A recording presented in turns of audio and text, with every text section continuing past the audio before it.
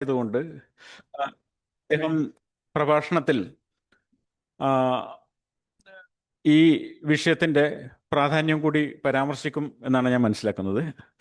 ആ, അദ്ദേഹം പൂനെയിലെ പ്രശസ്തമായിട്ടുള്ള ഡക്കാൻ കോളേജിൽ നിന്നാണ് അദ്ദേഹത്തിൻ്റെ PhD കരസ്ഥമാക്കിയിരിക്കുന്നത്. ആ, പിന്നെ ധാരാളം ധാരാളമായിട്ടുള്ള ഉത്ഖനന പ്രവർത്തനങ്ങളിലും ആ, അദ്ദേഹം പങ്കാളിയായിട്ടുണ്ട്. പങ്കാളിയായിട്ടുണ്ട്.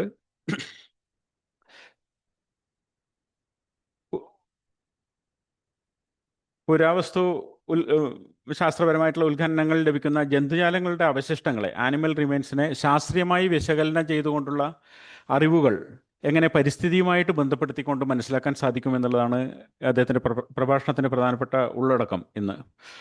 ദക്ഷിണേന്ത്യയിലെ ആദ്യത്തെ സൂ ആർക്കിയോളജി ലാബറട്ടറി കേരള സർവകലാശാലയിൽ സ്ഥാപിക്കുന്നതിൽ അദ്ദേഹം നിർണായക പങ്ക് വഹിച്ചിട്ടുണ്ട്. കേരളത്തിലെ മെഗാലിത്തിക് സംസ്കാരം മുതൽ ഗുജറാത്തിലെ ഹാരപ്പൻ സംസ്കാരം വരെ നീണ്ടു നിൽക്കുന്ന വിവിധ തരത്തിലുള്ള ആർക്കിയോളജിക്കൽ സൈറ്റ്സിലെ എക്സ്കവേഷൻസിൽ അദ്ദേഹം പങ്കാളിയായിട്ടുണ്ട്. ഗുജറാത്തിലെ കച്ചിൽ ജുനാഖാദിയ എന്ന സ്ഥലത്തുള്ള ഹാരപ്പൻ കാലഘട്ടത്തിലെ ബെറിയൽ ഗ്രൗണ്ട്സിൽ നടത്തിയ ഉത്ഖനനങ്ങൾക്ക് അന്താരാഷ്ട്ര അംഗീകാരം തന്നെ ലഭിച്ചിട്ടുണ്ട്. നമ്മുടെ പൂർവികർ ജീവിച്ചിരുന്ന പരിസ്ഥിതിയെക്കുറിച്ചും അക്കാലത്തെ ജൈവവൈവിധ്യത്തെക്കുറിച്ചും മനസ്സിലാക്കാൻ പുരാവസ്തുശാസ്ത്രം എങ്ങനെ സഹായിക്കുമെന്നതിനെക്കുറിച്ച് സംസാരിക്കുന്നതിനായി അദ്ദേഹത്തെ ക്ഷണിച്ചുകൊള്ളുന്നു.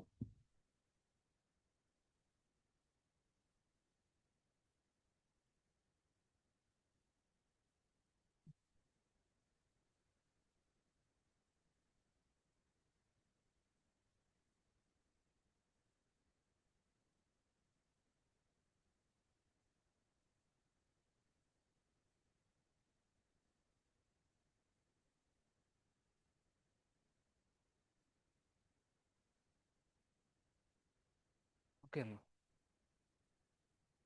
Thank you very much. Good evening to all. എന്നെ ഇവിടെ ഇൻട്രൊഡ്യൂസ് ചെയ്ത അമൃത് സാറിന് വളരെ നന്ദി.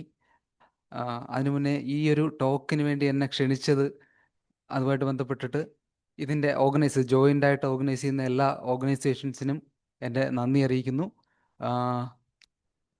ആദ്യത്തെ 2 ടോക്കും ചെയ്തത് വളരെ സീനിയർ ആയിട്ടുള്ള, വളരെ പ്രഗത്ഭരായിട്ടുള്ള സ്കോളേഴ്സാണ്. അത് വെച്ച് നോക്കുമ്പോൾ എന്നത് വളരെ ഒരു മാറി നിൽക്കുന്ന, അല്ലെങ്കിൽ ഞാൻ വേറൊരു രീതിയിലുള്ളൊരു രീതിയിൽ വർക്ക് ചെയ്യുന്ന ഒരാളാണ്. അതുകൊണ്ട് തന്നെ ഈ ടോക്കുമായിട്ട് ബന്ധപ്പെട്ട് കുറച്ച് കാര്യങ്ങൾ എനിക്ക് ഒരു ഇൻട്രൊഡക്ഷൻ എന്ന രീതിയിൽ പറയാൻ ഞാൻ ആഗ്രഹിക്കുന്നു. ഏകദേശം ഒരു 10 മിനിറ്റെങ്കിലും ഞാൻ ഈ വിഷയത്തിൻ്റെ ഒരു ഒരു രീതിശാസ്ത്രം എന്താണെന്ന് പരിചയപ്പെടുത്താനായിട്ട് ആഗ്രഹിക്കുന്നു. അതുപോലെ ആർക്കിയോളജിയുടെ രീതിശാസ്ത്രം എന്താണെന്ന് കൂടി ഒന്ന് ഇൻട്രൊഡ്യൂസ് ചെയ്ത് ആ ഒരു ബേസ്മെൻറ്റിലാണ് മറ്റു കാര്യങ്ങൾ ഞാൻ പറയാൻ വേണ്ടി ശ്രമിക്കുന്നത്. അതല്ലെങ്കിൽ പെട്ടെന്ന് ഈ പറയുന്ന ഞാൻ ഇവിടെ പ്രസൻറ്റ് ചെയ്യാൻ പോകുന്ന ഡേറ്റയുടെ പരിമിതികൾ എന്താണെന്നും അതിൻ്റെ കഴിവുകൾ എന്താണെന്നും ഒരുപക്ഷെ കൃത്യമായിട്ട് മനസ്സിലാക്കണമെന്നുണ്ടെങ്കിൽ അതിൻ്റെ ആ രീതിശാസ്ത്രം കൂടി നന്നായിട്ട് ഒന്ന് മനസ്സിലാക്കേണ്ടതുണ്ടെന്ന് എനിക്ക് തോന്നുന്നു. ആദ്യം തന്നെ ഞാനൊരു ഡിസ്ക്ലെയിമർ ആയിട്ടൊരു കാര്യം പറയാം. ഇത് സാധാരണഗതിയിൽ ഞാൻ പറയാറില്ല ഒരു സ്ഥലങ്ങളിലും, പ്രത്യേകിച്ച് ഞാനിവിടെ നിൽക്കുന്ന ഒരു കോണ്ടെക്സ്റ്റിൻ്റെ ഒരു ബാക്ക്ഗ്രൗണ്ടിലും കൂടിയാണ് ഞാനിത് പറയുന്നത്. ഞാൻ ഈ പറയാൻ പോകുന്ന കാര്യങ്ങളിൽ കുറേ പഴയ കാര്യങ്ങളാണ് പറയുന്നത്. അപ്പോൾ അതിനകത്ത് ഹണ്ടിങ്ങിനെ കുറിച്ചും വൈൽഡ് അനിമൽസിൻ്റെ കൺസംഷനെ കുറിച്ചും ഒക്കെ പല പരാമർശങ്ങളും വന്നുകൊണ്ട് അതിനൊന്നും അതിൻ്റെ ഒരു ടേക്ക് അവേ എന്താണെന്ന് വെച്ച് കഴിഞ്ഞാൽ ഇതെല്ലാം കണ്ടിന്യൂ ചെയ്യണമെന്നോ റീഇൻസ്റ്റേറ്റ് ചെയ്യണമെന്നോ ഒന്നും ഒരു പ്രൊപ്പോസലല്ല ഞാൻ ഇതിൽ കൂടെ വയ്ക്കാൻ പോകുന്നത്. അതുപോലെ ചില അനിമൽസുമായിട്ട് ബന്ധപ്പെട്ട് ചില റിലീജിയസ് ആയിട്ടുള്ള ബിലീഫ്സ് ഉണ്ടാവും, ചിലർക്ക് ചില ഫീലിങ്സ്, അങ്ങനെയുള്ള കാര്യങ്ങളിലൊക്കെ ഒരു തരത്തിലും ഉള്ള രീതിയിൽ ഒഫൻഡ് ചെയ്യാനായിട്ട് ഞാൻ ഈ ടോക്ക് കൊണ്ട് ഉദ്ദേശിക്കുന്നില്ല. അത് ആദ്യമേ തന്നെ ഇവിടെ ഒന്ന് ക്ലാരിഫൈ ചെയ്യട്ടെ. സാധാരണ ഒരു ആർക്കിയോസുവോളജി സർക്കിളിൽ ഞാനിത് ഇങ്ങനെയുള്ള കാര്യങ്ങൾ അവതരിപ്പിക്കുമ്പോൾ ഇങ്ങനൊരു ഡിസ്ക്ലെയിമറിൻ്റെ ആവശ്യം ഉള്ളതായിട്ട് എനിക്ക് തോന്നിയിട്ടില്ല. പക്ഷേ ഇവിടെ അത് എടുത്ത് പറയേണ്ട ഒരു ഇമ്പോർട്ടൻ്റ് ആയിട്ടുള്ളൊരു കാര്യമാണെന്ന് ഞാൻ വിശ്വസിക്കുന്നു. ആദ്യം തന്നെ ആർക്കിയോളജി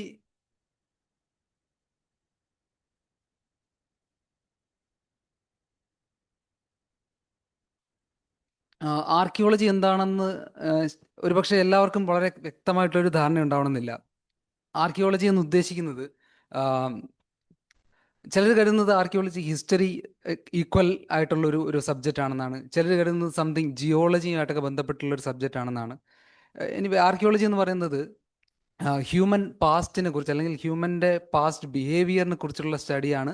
അത് സ്റ്റഡി ചെയ്യുന്നത് through artefacts and environmental data. ഈ രണ്ട് കാര്യങ്ങളെ കമ്പൈൻഡ് ആയിട്ട് ഉപയോഗിച്ചിട്ടാണ് ആർക്കിയോളജിയിൽ ഹ്യൂമൻ പാസ്റ്റിനെ കുറിച്ചിട്ട് അല്ലെങ്കിൽ പാസ്റ്റിലെ ഹ്യൂമൻ കൾച്ചേഴ്സിനെ കുറിച്ച് നമ്മൾ അണ്ടർസ്റ്റാൻഡ് ചെയ്യുന്നത്. നിങ്ങൾക്കറിയാം ഹിസ്റ്ററിയും തമ്മിലുള്ള വ്യത്യാസം എന്താണെന്ന് ചോദിച്ചു കഴിഞ്ഞാൽ, ഹിസ്റ്ററി സ്റ്റാർട്ട് ചെയ്യുന്നത് എപ്പോഴാണ് മുതലാണോ റിട്ടൺ റെക്കോർഡ്സ് അവൈലബിൾ ആയിട്ടുള്ളത്, ആ പീരീഡിൽ മുതലാണ് നമ്മൾ ഹിസ്റ്റോറിക്കൽ പീരീഡ് എന്ന് പറയുന്നത്. അപ്പോൾ ഹിസ്റ്ററി അല്ലെങ്കിൽ റിട്ടൺ റെക്കോർഡ്സ് അവൈലബിൾ ആയിട്ടുള്ളതിന് മുന്നേ ഉള്ള കാലഘട്ടത്തെക്കുറിച്ച് നമുക്ക് അണ്ടർസ്റ്റാൻഡ് ചെയ്യണമെന്നുണ്ടെങ്കിൽ അതിന് നമുക്ക് ആർക്കിയോളജി മാത്രമാണ് റിലേ ചെയ്യാൻ പറ്റുന്നത്. അതിനുശേഷം ഹിസ്റ്റോറിക്കൽ പീരീഡിൽ ആർക്കിയോളജി ഇല്ലേ എന്ന് ചോദിച്ചു കഴിഞ്ഞാൽ ഉണ്ട്. ഹിസ്റ്റോറിക്കൽ പീരീഡിലും ഇതുപോലുള്ള ആർട്ടിഫാക്ട്സ് ഉണ്ട്. ആ പീരീഡിലുള്ള ആർട്ടിഫാക്ട്സിനെ കുറിച്ചുള്ള സ്റ്റഡിയെ നമ്മൾ ഹിസ്റ്റോറിക്കൽ ആർക്കിയോളജി എന്ന് പറയും. അതിന് മുന്നേ ഉള്ളത് നമ്മൾ pre historic archaeology, proto historic archaeology എന്നൊക്കെയുള്ള പേരിൽ പറയും. അപ്പോൾ ഈ ആർട്ടിഫാക്ട്സ് എന്ന് പറയുമ്പോൾ ആർട്ടിഫാക്ട്സ് കിട്ടുക എന്ന് പറഞ്ഞാൽ അതിനകത്തുനിന്ന് ആ ആർട്ടിഫാക്ട് എന്തിനു വേണ്ടി ഉപയോഗിച്ചിരുന്നു എന്നുള്ളത് മനസ്സിലാക്കുക എന്നുള്ളതാണ് ഏറ്റവും പ്രധാനം. ഒരു പോട്ടറി കിട്ടുകയാണെന്നുണ്ടെങ്കിൽ ആ പോട്ടറിക്കകത്ത് എന്താണ് ഉപയോഗിച്ചിരുന്നത്, അല്ലെങ്കിൽ എന്താണ് പാചകം ചെയ്തത്, എന്താണ് അതിനകത്ത് ആളുകൾ കഴിച്ചുകൊണ്ടിരുന്നത്, ഇങ്ങനെയുള്ള അതിൻ്റെ ഹ്യൂമൻ ആക്ടിവിറ്റീസ് അല്ലെങ്കിൽ ഹ്യൂമൻ ബിഹേവിയറുമായിട്ട് ബന്ധപ്പെട്ട കാര്യങ്ങളാണ് നമ്മൾ ആർക്കിയോളജിയിൽ നോക്കുന്നത്. അതുപോലെ ചില ഫീച്ചേഴ്സ് നമുക്കിതുപോലെ കാണാം. ഇങ്ങനെയുള്ള ഫീച്ചേഴ്സിനെ ഏത് രീതിയിൽ ഇൻ്റർപ്രിറ്റ് ചെയ്യണം എന്നൊക്കെയുള്ളതിനെക്കുറിച്ചുള്ള ചിന്തകളുമൊക്കെയാണ് ആർക്കിയോളജിയുടെ ഭാഗമായിട്ട് നമ്മൾ പ്രധാനമായിട്ടും ചെയ്യുന്നത്. ഇനി ഒരു ആർക്കിയോളജിക്കൽ സൈറ്റ് എന്ന് പറഞ്ഞു കഴിഞ്ഞാൽ ഒരു സ്ഥലത്ത് തന്നെ ഹ്യൂമൻസ് അല്ലെങ്കിൽ മനുഷ്യർ ഒരുപാട് വർഷങ്ങൾ കണ്ടിന്യൂസ് ആയിട്ട് ഒരു സ്ഥലത്ത് തന്നെ താമസിച്ചു കഴിഞ്ഞാൽ ആ സ്ഥലത്ത് ഫോം ചെയ്യുന്ന ഒരു പ്രത്യേക രീതിയിലുള്ള ഒരു ഫോർമേഷനെയാണ് നമ്മൾ ആർക്കിയോളജിക്കൽ സ്ട്രാറ്റിഗ്രാഫി എന്ന് പറയുന്നത്. അപ്പോൾ നാച്ചുറലായിട്ട് ഭൂമിക്കൊരു സ്ട്രാറ്റിഗ്രാഫി ഉണ്ടെന്ന് നിങ്ങൾക്കറിയാം. അതിനെ നമ്മൾ ജിയോളജിക്കൽ സ്ട്രാറ്റിഗ്രാഫി എന്ന് പറയും. ഒരു തരത്തിൽ അതുമായിട്ട് ബന്ധപ്പെട്ട് തന്നെയാണ് ഈ ആർക്കിയോളജിക്കൽ സ്ട്രാറ്റിഗ്രാഫി ഫോം ചെയ്യുന്നത്. ആ കാണുന്ന പല ലെയേഴ്സിനകത്ത് കാണുന്ന പല കമ്പോണൻസ് എന്ന് പറയുന്നത് പല കാലഘട്ടങ്ങളിലും മനുഷ്യൻ ഉപയോഗിച്ചിരുന്ന മെറ്റീരിയൽസ് ആണ്. അവർ കൺസ്ട്രക്ഷൻ, വീടുകൾ ഉണ്ടാക്കുന്നതിന് വേണ്ടിയും ഭക്ഷണ ആവശ്യങ്ങൾക്ക് വേണ്ടിയും മറ്റ് പല കരകൗശല വസ്തുക്കൾ പോലെയുള്ളത് ഉണ്ടാക്കാൻ വേണ്ടിയിട്ടുമെല്ലാം കൊണ്ടുവന്നിട്ടുള്ള പലതരത്തിലുള്ള മെറ്റീരിയൽസ് ആണ് ഇത് പല ലെയേഴ്സായിട്ട് അക്യുമുലേറ്റ് ചെയ്യുന്നു വരുന്നത്. അപ്പോൾ ഈ ലെയേഴ്സ് എന്ന് പറയുമ്പോൾ ആ ലെയറിൽ ഏറ്റവും താഴെ കാണുന്ന ലെയർ എന്ന് പറയുന്നത് അവിടെ ഏറ്റവും ആദ്യം വന്ന് താമസിച്ചിരുന്ന ആളുകളുടെ അവശിഷ്ടങ്ങളാണ്, അല്ലെങ്കിൽ അവരുടെ റിമെയിൻസ് ആണ്, അല്ലെങ്കിൽ അവരുപയോഗിച്ചിരുന്ന തരത്തിലുള്ള ആർട്ടിഫാക്റ്റുകളാണ് നമ്മൾ ഏറ്റവും താഴത്തെ ലെയറിൽ കാണുന്നത്. അതിന് മുകളിലേക്ക് വരുന്നത് വീണ്ടും ഒരു 1000-500 വർഷങ്ങൾക്ക് ശേഷം താമസിച്ചിരുന്ന ആളുകളായിരിക്കും. അങ്ങനെ വരുന്ന ഒരു കണ്ടിന്യൂസ് ആയിട്ടുള്ള 1000-2000 വർഷത്തെ ഒരു ഹാബിറ്റേഷൻ്റെ ഒരു ക്രോസ് സെക്ഷനാണ് ഈ ഇല്ലുസ്ട്രേഷനിൽ നിങ്ങൾ കാണുന്നത്. അപ്പോൾ ഈ കാണുന്ന ലെയേഴ്സിനകത്തുനിന്ന് ഒരുപാട് സാധനങ്ങൾ നമ്മൾ റിട്രീവ് ചെയ്യാറുണ്ട്. ആർക്കിയോളജിയിൽ നിങ്ങൾ കേട്ടിട്ടുണ്ടാവും, എക്സ്കവേഷൻ ചെയ്തിട്ടാണ് ഈ സാധനങ്ങളെല്ലാം റിട്രീവ് ചെയ്യുന്നത്. അപ്പോൾ ഇതുപോലുള്ള ഒരു ആർക്കിയോളജിക്കൽ എക്സ്കവേഷനിൽ കിട്ടുന്ന 4 പ്രധാനപ്പെട്ട സാധനങ്ങളാണ് ഈ കൊടുത്തിരിക്കുന്നത്. അതിനകത്ത് ഏറ്റവും പ്രധാനം ഞാൻ നേരത്തെ പറഞ്ഞ ആർട്ടിഫാക്ട്സ് ആണ്. അതിൽ പ്രധാനപ്പെട്ട ഒരു കാര്യം സെറാമിക്സ് ആണ്, അല്ലെങ്കിൽ പൊട്ടിയ മൺപാത്ര കഷ്ണങ്ങളാണ്. ആ മൺപാത്രങ്ങളാണ് മിക്കവാറും എല്ലാ കൾച്ചേഴ്സിൻ്റെയും പേരുകൾ കൊടുക്കാനായിട്ട് പലപ്പോഴും ഒരു പ്രധാനപ്പെട്ട ഫാക്ടറായിട്ട് നമ്മൾ എടുക്കുന്നത്. നിങ്ങൾ കേട്ടിട്ടുണ്ടാവും ഒരു പക്ഷേ PGW കൾച്ചർ, മെഗാലിത്തിക് കൾച്ചർ. ഇപ്പോൾ മെഗാലിത്തിക് കൾച്ചർ എന്നതിനെ ഡിഫൈൻ ചെയ്യുന്നതിൻ്റെ ഒരു പ്രധാനപ്പെട്ട ഘടകം എന്ന് പറയുന്നത് അതിൻ്റെ കൂടെ കിട്ടുന്ന മൺപാത്രങ്ങളാണ്. ആ പ്രത്യേക തരത്തിലുള്ള മൺപാത്രങ്ങളാണ് ആ കൾച്ചറിനെ ഡിഫൈൻ ചെയ്യുന്നത്. അതുപോലെ അതുമായിട്ട് ബന്ധപ്പെട്ട് കിട്ടുന്ന മുത്തുകളാവാം, അല്ലെങ്കിൽ അവരുപയോഗിച്ചിരുന്ന ആയുധങ്ങളാവാം. ഇതെല്ലാമാണ് ആർട്ടിഫാക്ട്സ് ആയിട്ട് വരുന്നത്. പിന്നെ വരുന്നത് എടുത്ത് മാറ്റാൻ കഴിയാത്ത, അല്ലെങ്കിൽ ആ സൈറ്റിൽ തന്നെ അവശേഷിപ്പിച്ച് നമ്മൾ മൂടിക്കളയേണ്ടി വരുന്ന മെറ്റീരിയൽസ് ആണ് ഇതുപോലുള്ള സ്ട്രക്ചേഴ്സ് ആൻഡ് ഫീച്ചേഴ്സ് എന്ന് പറയുന്നത്. അവരുപയോഗിച്ചിരുന്ന കെട്ടിടാവശിഷ്ടങ്ങൾ, ഇതൊക്കെ നമുക്ക് സ്ട്രക്ചേഴ്സും ഫീച്ചേഴ്സുമായിട്ട് പറയാം. വേറൊരു കാറ്റഗറി സാമ്പിൾസ് ആണ്. പലതരത്തിലുള്ള C14 ഡേറ്റിങ്ങിനൊക്കെ വേണ്ടിയിട്ട് പല സാമ്പിൾസ് കളക്ട് ചെയ്യാറുണ്ട്. പിന്നെ വരുന്ന ഒരു പ്രധാനപ്പെട്ട ഘടകമാണ് ഇക്കോ ഫാക്ട്സ് എന്ന് പറയുന്നത്. അതിനകത്ത് 2 ഘടകങ്ങളാണ് വരുന്നത്. ബയോളജിക്കൽ മാറ്റേഴ്സ് ആണ് ഇക്കോ ഫാക്ട്സ് എന്ന് പറയുന്നത്. അതിനകത്ത് പ്ലാന്റ് ഒറിജിൻ ആയിട്ടുള്ള മെറ്റീരിയലും അതുപോലെ അനിമൽ ഒറിജിൻ ആയിട്ടുള്ള മെറ്റീരിയലും ഉണ്ടാവും. അപ്പോൾ അതിനകത്ത് അനിമൽ ഒറിജിൻ ആയിട്ടുള്ള മെറ്റീരിയലിനെ കുറിച്ചിട്ടാണ് ഞാനിവിടെ പറയാൻ പോകുന്നത്. ഈ അനിമൽ റിമെയിൻസ്, ആർക്കിയോളജിക്കൽ എക്സ്കവേഷൻസിൽ കിട്ടുന്ന അനിമൽ റിമെയിൻസിനെ കുറിച്ചിട്ടുള്ള സ്റ്റഡിയാണ് ഞാൻ ഈ നേരത്തെ പറഞ്ഞ സൂ ആർക്കിയോളജി എന്നൊരു ബ്രാഞ്ച് ആയിട്ട് പറയപ്പെടുന്നു. ആർക്കിയോളജിയുടെ തന്നെ ഒരു സബ് ഡിസിപ്ലിനായിട്ട് വരുന്നൊരു ഒരു ബ്രാഞ്ചാണ് സൂ ആർക്കിയോളജി. അപ്പം ഇതിനകത്ത് കുറേ അധികം സബ്ജക്ട്സിൻ്റെ ഒരു ഓവർലാപ്പ് കാണാം. ആന്ത്രപ്പോളജിയുടെ ഒരു ഓവർലാപ്പ് വരുന്നുണ്ട്, അതുപോലെ സുവോളജിയുടെ ചില എലിമെൻറ്റ്സ് ഇതിനകത്ത് വരുന്നുണ്ട്, എൻവയോൺമെൻറ്റൽ സയൻസിൻ്റെ കുറച്ച് ഘടകങ്ങൾ വരുന്നുണ്ട്. അപ്പോൾ അൾട്ടിമേറ്റ്ലി നമ്മൾ ഇതുകൊണ്ട് ഉദ്ദേശിക്കുന്നത് ഒരു ഏൻഷ്യൻ ടൈമിലുള്ള ഹ്യൂമൻ ആനിമൽ എൻവയോൺമെൻറ്റ് ഇൻട്രാക്ഷൻസിനെയാണ് നമ്മൾ ഇതുവഴി അണ്ടർസ്റ്റാൻഡ് ചെയ്യാനായിട്ട് ശ്രമിക്കുന്നത്. ഇതിനെ തന്നെയാണ് നമ്മൾ ഈ സബ്ജക്റ്റിനെ തന്നെ സുവാർക്കിയോളജി എന്നും ആർക്കിയോസുവോളജി എന്നും പറയാറുണ്ട്, ആർക്കിയോ ഫോണൽ അനാലിസിസ് എന്ന് പറയാറുണ്ട്, ബയോ ആർക്കിയോളജി എന്ന് പറയാറുണ്ട്. ഇങ്ങനെ പല സിനോണിംസ് ഈ ബ്രാഞ്ചിന് പറയാറുണ്ട്. ഇനി ഇത് ജിയോളജിക്കൽ ടൈം സ്കെയിൽ ആണെന്ന് എല്ലാവർക്കും അറിയാം. ഈ ജിയോളജിക്കൽ ടൈം സ്കെയിലിൽ അവസാനത്തെ ഏരിയ, അതായത് ആന്ത്രപ്പോസീൻ എന്ന് പറയുന്ന അല്ലെങ്കിൽ ക്വാട്ടർണറി പീരീഡിനെ കുറിച്ചാണ് നമ്മൾ കൂടുതലും കൺസേൺഡ് ആയിരിക്കുന്നത്. കാരണം വേറൊന്നുമല്ല, മനുഷ്യൻ ഇവോൾവ് ചെയ്ത സമയം എന്ന് പറയുന്നത് ഈ ക്വാട്ടർണറി പീരീഡാണ്, അല്ലെങ്കിൽ പ്ലേസ്റ്റോസീൻ ബൗണ്ടറി എന്ന് പറയുന്ന ഒരു ടൈമിലാണ് മനുഷ്യൻ ഇവോൾവ് ചെയ്തതെന്നൊക്കെ എല്ലാവർക്കും അറിയുന്ന കാര്യമാണ്. അപ്പോൾ ഇതിനകത്ത് ഏറ്റവും റീസെൻ്റ് ആയിട്ടുള്ള ഒരു ടൈമിനെയാണ് നമ്മൾ ഹോളോസീൻ എന്ന് പറയുന്നത്. കഴിഞ്ഞ ഏകദേശം ഒരു 10,000 വർഷങ്ങൾക്ക് കൊണ്ടുള്ള ഒരു സ്ലൈറ്റ്ലി വാർമർ ആയിട്ടുള്ള ഒരു പീരീഡിനെയാണ് നമ്മൾ ഹോളോസീൻ എന്ന് പറയുന്നത്. അതിന് മുന്നേ ഉള്ള പീരീഡിനെ നമ്മൾ പ്ലേസ്റ്റോസീൻ എന്ന് പറയും. അതിനെ നമ്മൾ ഐസ് ഏജ് എന്ന് ജനറലൈസ് ചെയ്ത് പറയാറുണ്ട്. അപ്പോൾ ഇതിനകത്ത് സുവാർക്കിയോളജിയുടെ പെർവ്യൂവിൽ വരുന്നത് പ്രധാനമായിട്ടും ഈ ഹോളോസീനിൽ വരുന്ന ഫോണൽ റിമെയിൻസ് ആണെന്നുള്ളതാണ് ഞാൻ ഈ പിക്ചർ കാണിക്കുന്നതിൻ്റെ കൂടെ പറയാൻ ഉദ്ദേശിക്കുന്നത്. ഇനി ഇതിന് പുറകിലേക്ക് വരുന്ന, അതായത് ഈ ക്വാട്ടർണറിക്കും അതിന് പുറകിലേക്കും ഒക്കെ ഉള്ള ആനിമൽ റിമെയിൻസിനെ കുറിച്ചുള്ള സ്റ്റഡിയെ നമ്മൾ പറയുന്നത് പാലിയൻറ്റോളജിയാണ്. അപ്പോൾ palaeontology is not equal to zooarchaeology. Palaeontology എന്ന് പറഞ്ഞാൽ സ്റ്റഡി ഓഫ് ഫോസിൽസ് ആണ്. സുവാർക്കിയോളജി എന്ന് പറയുന്നത് study of animal remains from particularly from archaeological context. അതാണ് സുവാർക്കിയോളജി എന്നുകൊണ്ട് നമ്മൾ ഉദ്ദേശിക്കുന്നത്. ഇനി ഞാൻ പറഞ്ഞു, ഈ ഹോളോസീനിൻ്റെ ഒരു പ്രത്യേകത എന്ന് പറഞ്ഞു കഴിഞ്ഞാൽ ഈ ഹോളോസീനിൽ ജീവിച്ചിരിക്കുന്ന മിക്കവാറും എല്ലാ അനിമൽസും നമുക്ക് വളരെ ഫെമിലിയർ ആണ്. അതായത് അതിൽ പല അനിമൽസും വളരെ മനുഷ്യൻ്റെ ശ്രമങ്ങളുടെ റിസൾട്ടായിട്ട് ഡൊമസ്റ്റിക്കേറ്റ് ചെയ്യപ്പെട്ടുള്ള അനിമൽസാണ് ഏറിയൂറും.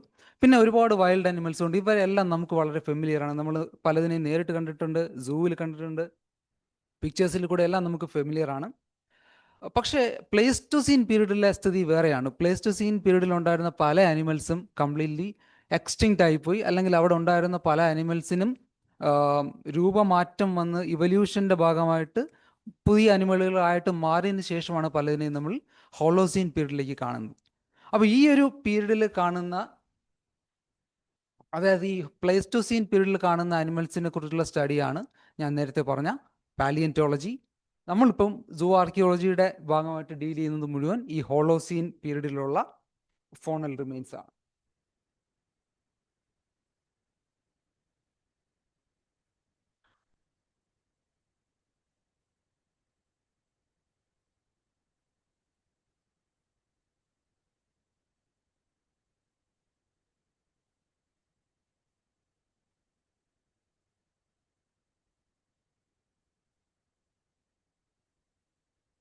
അതിനകത്ത് നമ്മൾ മനസ്സിലാക്കേണ്ട ഒരു വേറൊരു കാര്യം, ഹോളോസീൻ പീരീഡിൽ കാണുന്നതെല്ലാം ഫോസിൽസ് അല്ല. ഈ പീരീഡിൽ കാണുന്നതെല്ലാം ബോൺസ് തന്നെയാണ്. നമ്മൾ ഡീൽ ചെയ്യുന്ന സാമ്പിൾസ് എന്ന് പറയുന്ന ആക്ച്വൽ ബോൺസ് തന്നെയാണ്. പക്ഷേ ഒരു ഫ്രഷ് ആയിട്ടുള്ള ബോൺ അല്ലെങ്കിൽ ഒരു അസ്ഥി കഷ്ണത്തിൽ നിന്ന് ഡിഫറെൻ്റ് ആയിട്ട് കുറേ കാലം ആർക്കിയോളജിക്കൽ സെഡിമെൻസിൽ കിടന്നത് കാരണം അതിൻ്റെ അപ്പിയറൻസിൽ വ്യത്യാസം ഉണ്ടാവും. അത് ഈ രീതിയിൽ ഒരുതരം സോയിൽ എൻക്രസ്റ്റേഷനോട് കൂടിയിട്ടുള്ള ബോൺസ് ആണ് സാധാരണ കാണുന്നത്. അതേസമയം പാലിയൻറ്റോളജിസ്റ്റിൻ്റെ study materials are mostly mineralised, അല്ലെങ്കിൽ ട്രൂലി ഫോസിലൈസ്ഡ് ആയിട്ടുള്ള സാമ്പിൾസ് ആണ് ഒരു പാലിയൻറ്റോളജിസ്റ്റ് അഡ്രസ്സ് ചെയ്യുന്നത്.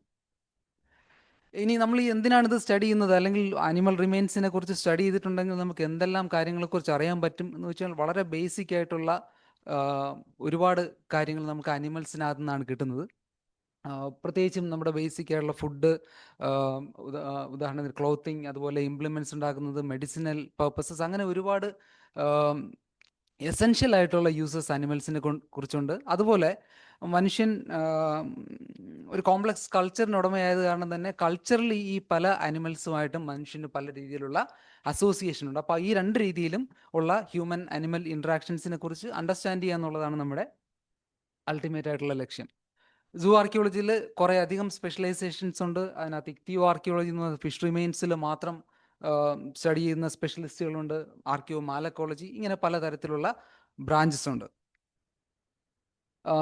സൂ ആർക്കിയോളജി എന്ന് പറയുന്ന സബ്ജക്റ്റിൻ്റെ ഇന്ത്യയിലെ ഒരു ഗ്രോത്ത് എന്ന് പറയുന്നത് 1970s ഈ സബ്ജക്റ്റ് ഇവോൾവ് ചെയ്യുന്നത്.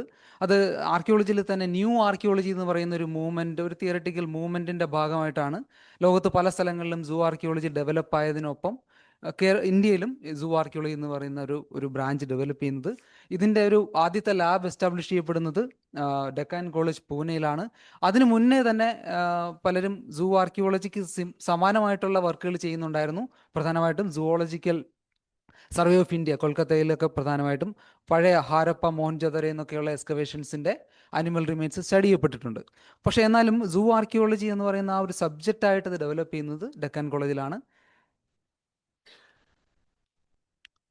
ഇപ്പോൾ നിലവിൽ ഇന്ത്യയിൽ അവൈലബിൾ ആയിട്ടുള്ള സൂ ആർക്കിയോളജി സെൻറ്റേഴ്സ് എന്ന് പറയുന്നത് ആക്റ്റീവായിട്ടുള്ളതാകെ 4 മാത്രമാണ്. അതിലൊന്ന് ഏറ്റവും വലുതെന്ന് പറയാൻ പറ്റുന്നത് ഡെക്കാൻ കോളേജിലുള്ള പൂനെയിലെ ഡെക്കാൻ കോളേജിലുള്ള സൂ ആർക്കിയോളജി ലാബാണ്. അതുകൂടാതെ സദേൺ ഇന്ത്യയിൽ ആകെ ഈ ലാബ് ഫെസിലിറ്റി ഉള്ളത് കേരള യൂണിവേഴ്സിറ്റിയുടെ ആർക്കിയോളജി ഡിപ്പാർട്ട്മെൻറ്റിൽ മാത്രമാണ്. ഇത് കൂടാതെ MS യൂണിവേഴ്സിറ്റി ബറോഡ, അതുപോലെ IIT ഗാന്ധിനഗർ, ഈ 2 സ്ഥാപനങ്ങളിലും ചെറിയ രീതിയിൽ ഒരു കളക്ഷൻ, ഒരു സൂ ആർക്കിയോളജിക്കൽ കളക്ഷൻ അവൈലബിൾ ആണ്. ഈ രീതിയിൽ ഇതിൻ്റെ ഈ ഒരു ഫ്ലോ ചാർട്ട് കാണിക്കാൻ ഉദ്ദേശിക്കുന്നത് ഏതൊക്കെ രീതിയിലാണ് അനിമൽസ് ഒരു ആർക്കിയോളജിക്കൽ സൈറ്റിലേക്ക് വരുന്നത്. എപ്പോഴും അത് ഫുഡ് പർപ്പസിന് തന്നെ ആവണമെന്നില്ല, മറ്റു പല രീതികളിലും അത് വരാം. അത് ആക്സിഡൻ്റൽ ആയിട്ടുള്ള പല ഇൻക്ലൂഷൻസ് വരാം, അതുപോലെ ചില ഇൻഡസ്ട്രിയൽ ആക്ടിവിറ്റീസിൻ്റെ ഭാഗമായിട്ട് വരാം. ഈ രീതിയിലാണ് ഒരു ആർക്കിയോളജിക്കൽ സൈറ്റിലേക്ക് അനിമൽസ് എത്തുന്ന അനിമൽസിൻ്റെ എല്ലാ റിമെയിൻസും ആർക്കിയോളജിക്കൽ കോണ്ടെക്സ്റ്റിൽ പ്രിസർവ് ചെയ്യപ്പെടാറില്ല. ചില ടാഫോണമിക് ആക്ഷൻസ് ഒക്കെ കാരണം ഒരു ചെറിയൊരു ശതമാനം മാത്രമാണ് അവിടെ പ്രിസർവ് ചെയ്യപ്പെടുന്നത്. ആ പ്രിസർവ് ചെയ്യപ്പെടുന്ന ചെറിയൊരു ശതമാനത്തിൽ തന്നെ ഒരു ചെറിയ ഭാഗം മാത്രമാണ് ആർക്കിയോളജിക്കൽ എക്സ്കവേഷൻസ് വഴി റിട്രീവ് ചെയ്യുന്നതും അതിനെക്കുറിച്ചുള്ള ഈ പഴയ നടന്നിട്ടുള്ള ആക്ടിവിറ്റീസിനെ കുറിച്ച് നമ്മൾ അണ്ടർസ്റ്റാൻഡ് ചെയ്യുന്നത്. സാധാരണ കാണുന്ന അനിമൽ റിമെയിൻസ് എന്ന് പറയുന്നത് പ്രധാനമായിട്ടും അനിമൽ ബോൺസിൻ്റെ കഷ്ണങ്ങളാണ്. അതുകൂടാതെ ഐവറിയുടെ ഫ്രാഗ്മെൻറ്റ്സ് നമുക്ക് കിട്ടാം, അനിമൽ ടീത്ത് കിട്ടാം, പല്ല്, ഷെൽ റിമെയിൻസ് കിട്ടാം, അതുപോലെ മീനിൻ്റെ തലയ്ക്കകത്തിരിക്കുന്ന ഒരു ചെറിയ കല്ല് പോലത്തെ സാധനം, ഓട്ടോലിറ്റ്സ് എന്ന് പറയുന്ന മെറ്റീരിയൽ, അത് കിട്ടാം. ചിലപ്പോൾ റെയറായിട്ട് ഫിഷ് സ്കെയിൽസ് ഒക്കെ കിട്ടാം. ഇതൊക്കെയാണ് സാധാരണഗതിയിൽ കാണപ്പെടുന്ന സൂ ആർക്കിയോളജിക്കൽ റിമെയിൻസ് ആയിട്ട് കാണപ്പെടുന്നത്.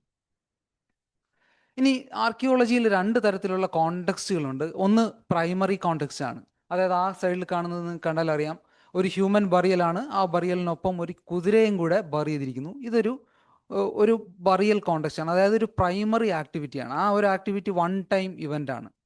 പക്ഷേ ഇപ്പുറത്തെ സൈഡിൽ കാണുന്നത് അങ്ങനെയല്ല, ഇത് ഡിസ്കാർഡാണ്. ഒരു സ്ഥലത്ത് ഉപയോഗിച്ച സാധനങ്ങൾ വേറൊരു സ്ഥലത്തേക്ക് ഡിസ്കാർഡ് ചെയ്യപ്പെടുന്ന രീതിയിലാണ് പലപ്പോഴും. ഈ രീതിയിലുള്ള സെക്കൻഡറി കോണ്ടെക്സ്റ്റിലാണ് ആർക്കിയോളജിക്കൽ സൈറ്റുകളിൽ മെറ്റീരിയൽ കിട്ടുന്നത്. ഞാൻ പറഞ്ഞു വരുന്നത്, ഈ പറയുന്ന റിമെയിൻസ് ഒരു പക്ഷേ ഒരു കിച്ചണിൽ നിന്ന് വന്നതാവാം, അല്ലെങ്കിൽ ഒരു മാർക്കറ്റിൻ്റെ സ്ഥലത്തുനിന്ന് വരുന്ന ഡിസ്കാർഡ് ആവാം. അതെന്താണെന്നുള്ളത് ഒരു ആർക്കിയോളജിസ്റ്റിൻ്റെ ഡ്യൂട്ടിയാണ് അതിനെ പ്രോപ്പറായിട്ട് ഇൻ്റർപ്രിറ്റ് ചെയ്യുക എന്ന് പറയുന്നത്. സാധാരണഗതിയിൽ കളക്ട് ചെയ്യുന്ന ഒരു രീതിയിൽ കാണുന്ന ഫോണൽ റിമെയിൻസ് ഈ രീതിയിലാണ് കാണുന്നത്. ഇത് ആണ് നമ്മുടെ ഒരു സൂ ആർക്കിയോളജിക്കൽ ലാബിലേക്ക് കൊണ്ടുപോയി നമ്മൾ സ്റ്റഡി ചെയ്യുന്നത്. ഈ സ്റ്റഡി എന്ന് പറയുമ്പോൾ അതിനകത്ത് ഏറ്റവും ബേസിക്കായിട്ട് ആദ്യം ചെയ്യുന്ന പണി എന്ന് പറഞ്ഞാൽ ആ റിമെയിൻസിൻ്റെ സ്പീഷീസ് ഐഡൻറ്റിഫിക്കേഷനാണ് ആദ്യമായിട്ട് ചെയ്യേണ്ടത്. അതായത് ഏത് അനിമൽസിനെയൊക്കെയാണ് അവിടെ യൂട്ടിലൈസ് ചെയ്തതെന്നാണ് അറിയേണ്ടത്. അറിയുന്നതിന് ഏറ്റവും കോമൺ ആയിട്ട് ഉപയോഗിക്കുന്ന ഒരു മെത്തേഡ് എന്ന് പറയുന്നത് കമ്പാരറ്റീവ് റെഫറൻസ് കളക്ഷൻസ് വെച്ചിട്ട് കമ്പയർ ചെയ്യുക എന്നുള്ളതാണ്. ഈ പിക്ചറിനകത്ത് നിന്ന് വളരെ ക്ലിയർ ആണ്. നമുക്ക് ഡിഫറെൻ്റ് ആയിട്ടുള്ള അനിമൽസിൻ്റെ ഒരു ബോണാണ് കൊടുത്തിരിക്കുന്നത്. മെറ്റകാർപ്പൽ എന്ന് പറയുന്ന ഒരു ബോണാണ്. ഈ മെറ്റകാർപ്പൽ എന്ന് പറയുന്നത് പല അനിമൽസിൻ്റെയും പല ഷേപ്പിലാണ് ഇരിക്കുന്നത് എന്നുള്ളത് ഈ പിക്ചർ കണ്ടാൽ ക്ലിയർ ആണ്. അപ്പോൾ ഇതിനകത്ത് നമുക്ക് കിട്ടുന്ന ആർക്കിയോളജിക്കൽ കോണ്ടെക്സ്റ്റിൽ കിട്ടുന്ന സ്പെസിമെൻ കമ്പയർ ചെയ്ത് കഴിഞ്ഞാൽ ഈ ഒരു സ്പീഷീസിൻ്റെ ആണെന്ന് നമുക്ക് ഐഡൻറ്റിഫൈ ചെയ്യാൻ പറ്റും. ചില കോണ്ടെക്സ്റ്റിൽ ഇത് വളരെ ഈസിലി ലൊക്കേറ്റ് ചെയ്യാൻ പറ്റും, പക്ഷേ ചിലതിന് കുറച്ചും കൂടെ ഒരു എക്സ്പെർട്ടീസിൻ്റെ ആവശ്യമായിട്ട് വരും. ഇത് വേറൊരു പിക്ചറൈസേഷനാണ്. ഈ മെത്തേഡ് തന്നെ ഫിഷ് ബോൺസിൽ എങ്ങനെ അപ്ലൈ ചെയ്യാം, ഇത് വേറൊരു ഇല്ലസ്ട്രേഷനാണ്. ഇനി ഈ കമ്പാരിറ്റീവ് റെഫറൻസ് കളക്ഷൻ നമ്മൾ നാച്ചുറൽ ഹിസ്റ്ററി മ്യൂസിയത്തിൽ കാണുന്ന മാതിരി ആർട്ടിക്കുലേറ്റഡ് ആയിട്ട് വെക്കേണ്ട ആവശ്യം ഇവിടെ വരുന്നില്ല. ഡിസാർട്ടിക്കുലേറ്റഡ് ആയിട്ടുള്ള സ്കെൽറ്റൽ കളക്ഷനാണ് ഒരു സൂ ആർക്കിയോളജി ലാബിൽ വേണ്ടത്. അത് ഡിസാർട്ടിക്കുലേറ്റഡ് ആയിട്ട് വേണം എന്ന് പറയുന്നതിൻ്റെ കാരണം എന്താണെന്ന് വെച്ച് കഴിഞ്ഞാൽ, നമുക്ക് ഓരോ ബോൺസ് ആയിട്ട് എടുത്ത് കമ്പയർ ചെയ്ത് അത് ഈ സ്പീഷീസ് ആണോ അല്ലയോ എന്ന് ഉറപ്പ് വരുത്തേണ്ടത് ഒരു ആവശ്യമായിട്ടുള്ളത് കൊണ്ടാണ്. സൂ ആർക്കിയോളജി ലാബ് എന്ന് പറയുന്നത് ഒരു ഒരു ഒരു നമ്മുടെ ലൈബ്രറി, ഒരു ബോൺസിന്റെ ഒരു ലൈബ്രറി ആയിട്ട് നമുക്ക് വേണമെങ്കിൽ സിമ്പിളായിട്ട് എക്സ്പ്ലെയിൻ ചെയ്യാം. ഈ സ്കെൽട്ടൻസ് എന്ന് പറയുന്നത് നമ്മൾ ഡെവലപ്പ് ചെയ്യേണ്ട ഒരു ഒരു സംഗതിയാണ്. പ്രത്യേകിച്ചും ഡൊമസ്റ്റിക് ആനിമൽസിൻ്റെയൊക്കെ വളരെ ഈസി ആയിട്ട് നമുക്ക് ഈ രീതിയിൽ മാസറേറ്റ് ചെയ്തെടുക്കേണ്ടി വരും. ആ,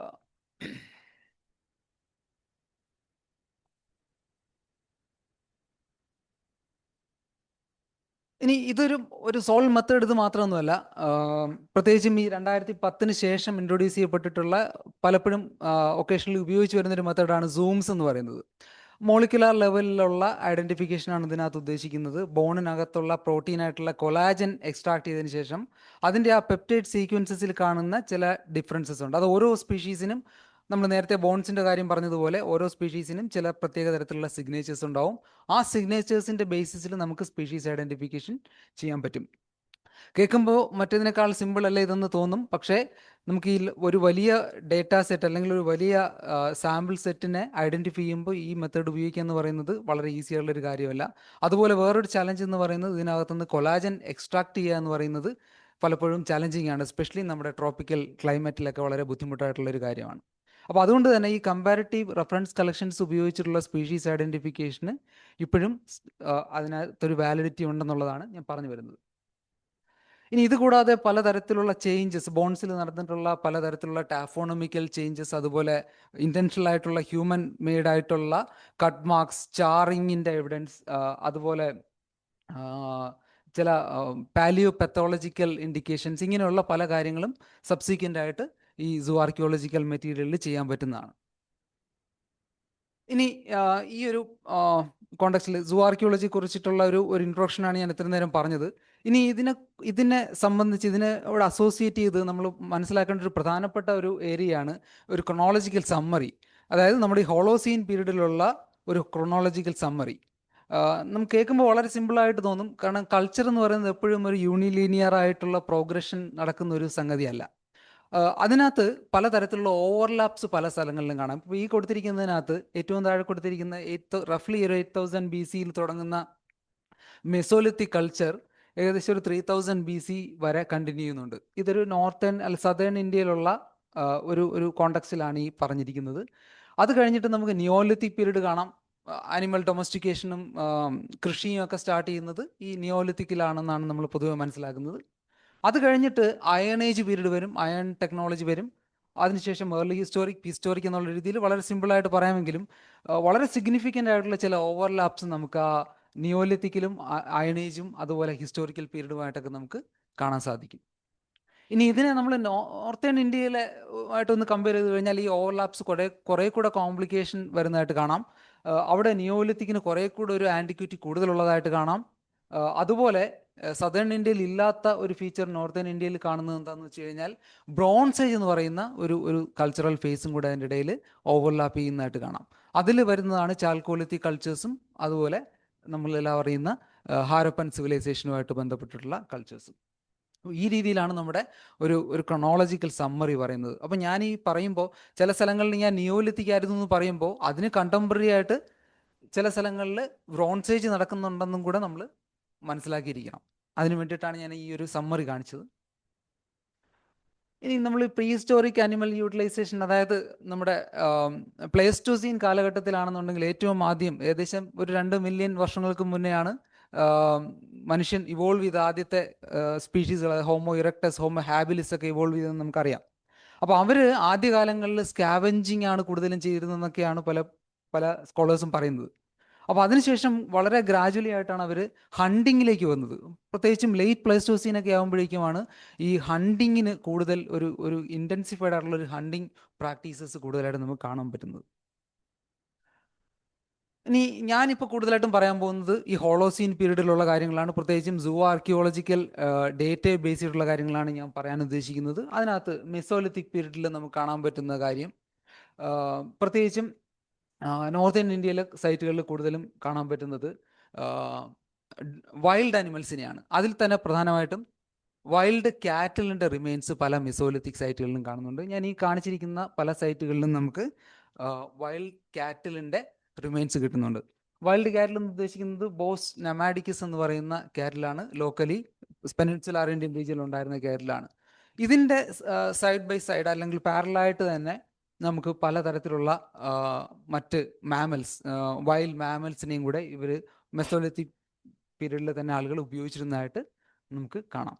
അതിനകത്ത് ഈ ഡൊമസ്റ്റിക്കേറ്റഡ് അനിമൽസിനകത്ത് നിന്ന് വളരെ ഡിഫറെൻ്റ് ആയിട്ടുള്ള ചില മെഷർമെൻറ്റ്സ് ഒക്കെയാണ് നമുക്ക് ഈ വൈൽഡ് കാറ്റിലിൻ്റെതായിട്ട് കിട്ടുന്നത്.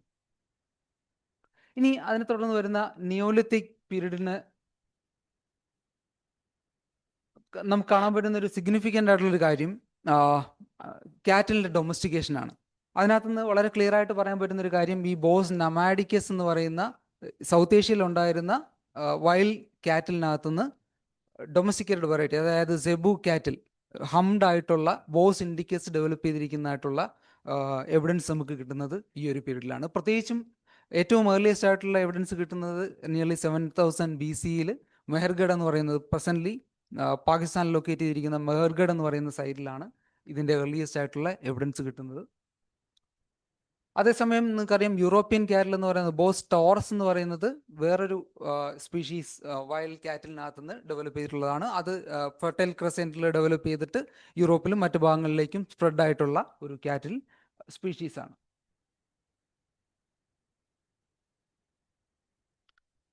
ഇനി ഇതോടൊപ്പം തന്നെ നമുക്ക് ഈ ന്യൂലിത്തിക് പീരീഡിൽ ഈ രണ്ട് ഷീപ്പും അതുപോലെ ഗോട്ടിൻ്റെയും ഡൊമസ്റ്റിക്കേഷൻ്റെ എവിഡൻസ് കാണാം. അതിനകത്ത് ഡൊമസ്റ്റിക്കേഷൻ എന്ന് പറയുമ്പോൾ ഇവിടെ ലോക്കലായിട്ടുള്ള ഡൊമസ്റ്റിക്കേഷനേക്കാളും ഇത് കൂടുതൽ വെസ്റ്റ് ഏഷ്യൻ റീജിയനകത്തു നിന്ന് ഇങ്ങോട്ട് കൊണ്ടുവന്നിട്ടുള്ള ഓൾറെഡി ഡൊമസ്റ്റിക്കേറ്റഡ് ഫോമിൽ കൊണ്ടുവന്നിട്ട് ഇൻട്രൊഡ്യൂസ് ചെയ്തിട്ടുള്ളതായിട്ടാണ് നമുക്ക് കാണാൻ പറ്റുന്നത്. അതുപോലെ പിഗിൻ്റെയും ഡൊമസ്റ്റിക്കേഷനെ കുറിച്ച് കുറേ കോൺട്രവേഴ്സീസ് ഉണ്ട്. ബട്ട് സ്റ്റിൽ പിഗും വളരെ ഏർലി പീരീഡിൽ തന്നെ ഡൊമസ്റ്റിക്കേറ്റ് ചെയ്തിരിക്കാനുള്ള സാധ്യതയും തള്ളിക്കളയാൻ പറ്റില്ല. ഇനി സദേൺ ഇന്ത്യയിൽ നമുക്ക് ഈ നിയോലിത്തിക് പീരീഡിൽ കാറ്റൽ ഡൊമസ്റ്റിക്കേഷൻ കാണാം. വളരെ ഫുൾ ഫ്ലെഡ്ജ്ഡ് ആയിട്ടുള്ള കാറ്റൽ ഡൊമസ്റ്റിക്കേഷൻ സദേൺ ഇന്ത്യയിൽ കാണാം. സദേൺ ഇന്ത്യയിലും മറ്റ് പല ഭാഗങ്ങളിലും, പ്രത്യേകിച്ചും ഗാൻജറ്റിക് റീജിയനിലൊക്കെ കാണുന്ന എവിഡൻസ് ഇൻഡിക്കേറ്റ് ചെയ്യുന്നത് ഒരു multiple places of cattle domestication നടന്നു എന്നുള്ളതാണ്. അതായത് പലതരത്തിലുള്ള പല ലൊക്കേഷൻസിൽ പാരലലി അല്ലെങ്കിൽ വേറെ പലതരത്തിലുള്ള ടൈം പീരീഡ്സിൽ കാറ്റൽ ഡൊമസ്റ്റിക്കേഷൻ നടന്നു എന്ന് തന്നെയാണ് അത് ഇൻഡിക്കേറ്റ് ചെയ്യുന്നത്. സദേൺ ഇന്ത്യയിലെ നിയോലിത്തിക് സൈറ്റുകളിൽ കാണുന്ന വേറൊരു പ്രധാനപ്പെട്ട പ്രത്യേകതയാണ് ഇതുപോലെ വലിയ ആഷ് മൗണ്ട്സ്.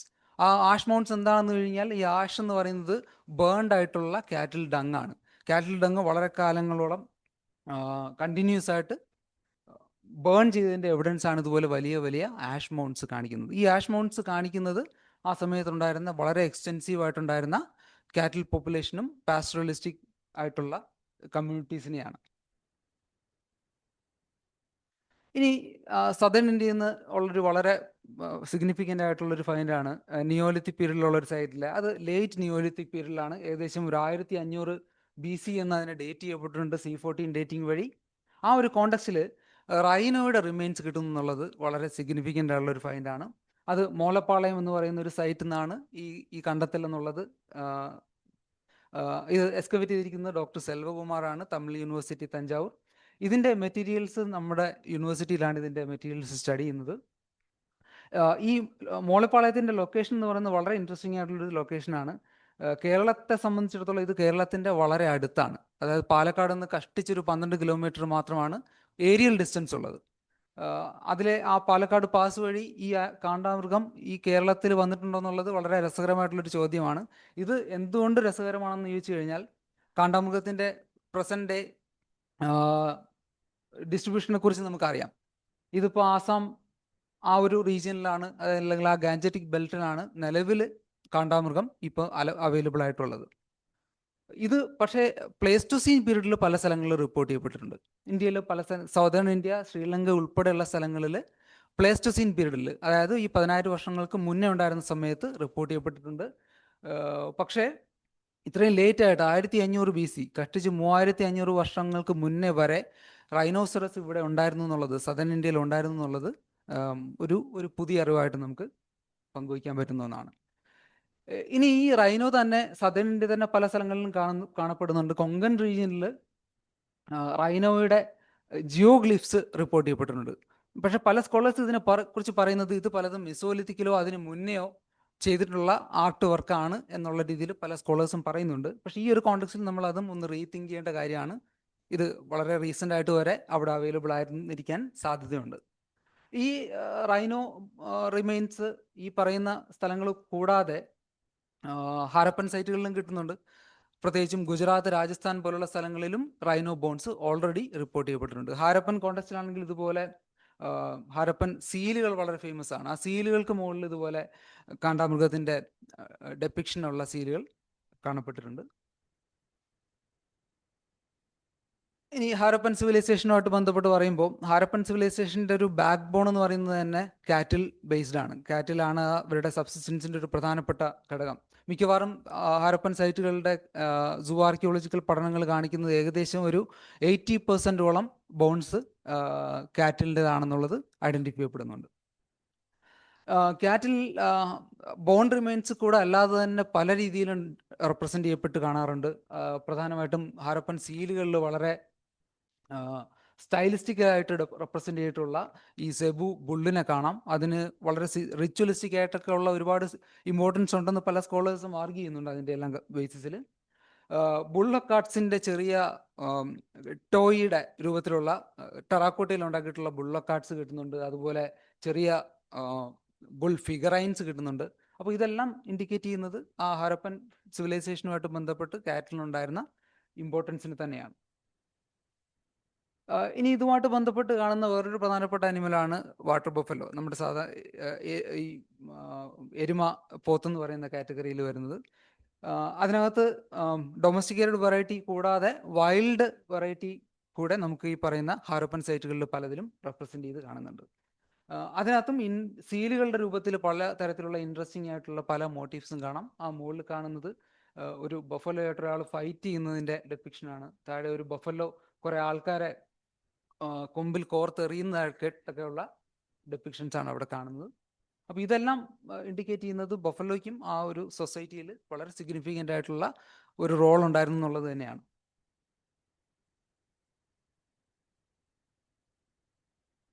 ഇത് കൂടാതെ ഒട്ടനവധി വൈൽഡ് സ്പീഷീസ്, പ്രത്യേകിച്ചും വൈൽഡ് മാമൽസ്, അതിനകത്ത് ഒരുപാട് ഇനം ഡിയർ, അതുപോലെ ആൻറ്റിലോപ്സ് എല്ലാം അതിനകത്ത് വരുന്നുണ്ട്. എലിഫൻ്റ് ഉൾപ്പെടെയുള്ള അനിമൽസ്, അതുപോലെ പലതരത്തിലുള്ള കാർണിവോസ്, പലതരത്തിലുള്ള റെപ്റ്റൈൽസ്, പലതരത്തിലുള്ള ബേർഡ്സ്, ഫിഷ്, മൊളസ്, ഇങ്ങനെയുള്ള എല്ലാ തരത്തിലുള്ള അനിമൽസിനെയും വളരെ എക്സ്റ്റെൻസീവായിട്ട് ഹാരപ്പൻ പീരീഡിൽ തന്നെ ഉപയോഗിച്ചിരുന്നതായിട്ട് സൂ ആർക്കിയോളജിക്കൽ പഠനങ്ങൾ കാണിക്കുന്നു. ഒരുപക്ഷെ നിങ്ങൾ എപ്പോഴെങ്കിലും കേട്ടിട്ടുണ്ടാവും, ഈ ഹോഴ്സ് എന്ന് പറയുന്നത് കുറച്ചൊരു കോൺട്രവേഴ്സിയൽ ആയിട്ടുള്ള ഒരു അനിമലാണ്, പ്രത്യേകിച്ചും ഹാരപ്പൻ കോണ്ടെക്സ്റ്റിൽ. അത് ഹാരപ്പൻ പീരീഡിൽ ഹോഴ്സ് ഉണ്ടായിരുന്നോ ഇല്ലയോ എന്നുള്ളത് ഒരു വലിയ ഡിബേറ്റാണ് ഇപ്പോഴും. ഒരു കാര്യം തീർച്ചയാണ്, ഹാരപ്പൻ പീരീഡിൽ സൂ ആർക്കിയോളജിക്കൽ പഠനങ്ങളിൽ ഹോഴ്സ് വളരെ കുറച്ച് ഫ്രാഗ്മെൻറ്റ്സ് മാത്രമാണ് കിട്ടിയിരിക്കുന്നത്. അതിൻ്റെ കാരണങ്ങൾ എന്തൊക്കെയാണെന്ന് ഉള്ളത് കുറച്ചൊരു കോംപ്ലിക്കേറ്റഡ് ആണ്. എനിവേ, ഹാരപ്പൻ സിവിലൈസേഷന് തന്നെ ഏർലി ഫേസസിൽ ഹോഴ്സിൻ്റെ റിമെയിൻസ് വളരെ വളരെ റെയറാണ്.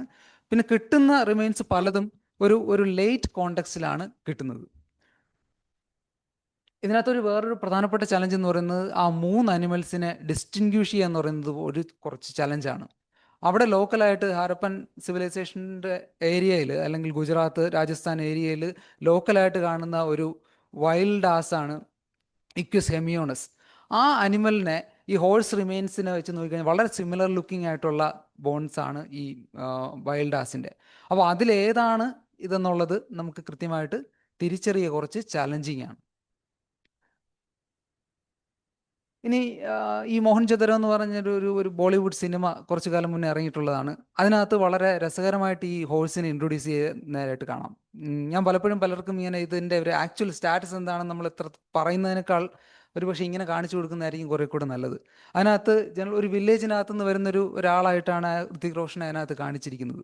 അപ്പോൾ അയാൾ ഒരു ഹാരപ്പൻ സിറ്റിയിലേക്ക് വരുന്നതാണ് ആ സിനിമയിൽ വരുന്നൊരു കോണ്ടെക്സ്റ്റ്. അയാൾ ആ സിറ്റിക്കകത്തേക്ക് വരുമ്പോൾ അവിടെ കുറച്ച് ഹാരപ്പൻ പീരീഡിലുള്ള ഹോഴ്സിനെ കെട്ടി നിർത്തിയിരിക്കുന്നതായിട്ട് കണ്ട് അയാൾ സർപ്രൈസ്ഡ് ആവുന്ന ഒരു സീനാണ് ആ കാണിച്ചിരിക്കുന്നത്. ഒരു പക്ഷേ ഹാരപ്പൻ കോണ്ടെക്സ്റ്റിൽ ഒരു പക്ഷേ ഹോഴ്സിൻ്റെ സ്റ്റാറ്റസ് ഇതായിരുന്നിരിക്കാനുള്ള സാധ്യത കൂടുതലാണ്. കാരണം ഇത് വളരെ പോപ്പുലർ ആയിട്ടുള്ള ഒരു അനിമൽ അല്ലായിരുന്നു. പക്ഷെ സ്റ്റിൽ ചില എലൈറ്റ് കോണ്ടെക്സ്റ്റിൽ ഈ ആനിമലിന് അതിൻ്റെതായിട്ടുള്ള എക്സിസ്റ്റൻസ് ഉണ്ടായിരുന്നു എന്ന് വേണം നമ്മൾ ഇതിനകത്തുനിന്ന് മനസ്സിലാക്കാൻ. അതുപോലെ ഹാരപ്പൻ കോണ്ടെക്സ്റ്റിൽ ക്യാമലിൻ്റെ എക്സിസ്റ്റൻസും ഒരു ക്വസ്റ്റ്യൻ മാർക്കാണ്. ക്യാമൽ റിമെയിൻസ് വളരെ കുറവാണ് ഹാരപ്പൻ കോണ്ടെക്സ്റ്റുകളിൽ കിട്ടുന്നത്. അതുപോലെ ഹാരപ്പൻ പീരീഡിലുള്ള വേറൊരു പ്രധാനപ്പെട്ട ക്വസ്റ്റ്യൻ ആണ് ഈ പിഗിൻ്റെ ഡൊമസ്റ്റിക്കേഷൻ. അവർ പിഗിനെ ഡൊമസ്റ്റിക്കേറ്റ് ചെയ്തിരുന്നോ അതോ വൈൽഡ് പിഗിനെ മാത്രം എക്സ്പ്ലോയിറ്റ് ചെയ്യുകയാണോ ചെയ്തിരുന്നുള്ളതും ഒരു വലിയ ഡിബേറ്റഡ് ഇഷ്യൂ ആണ്.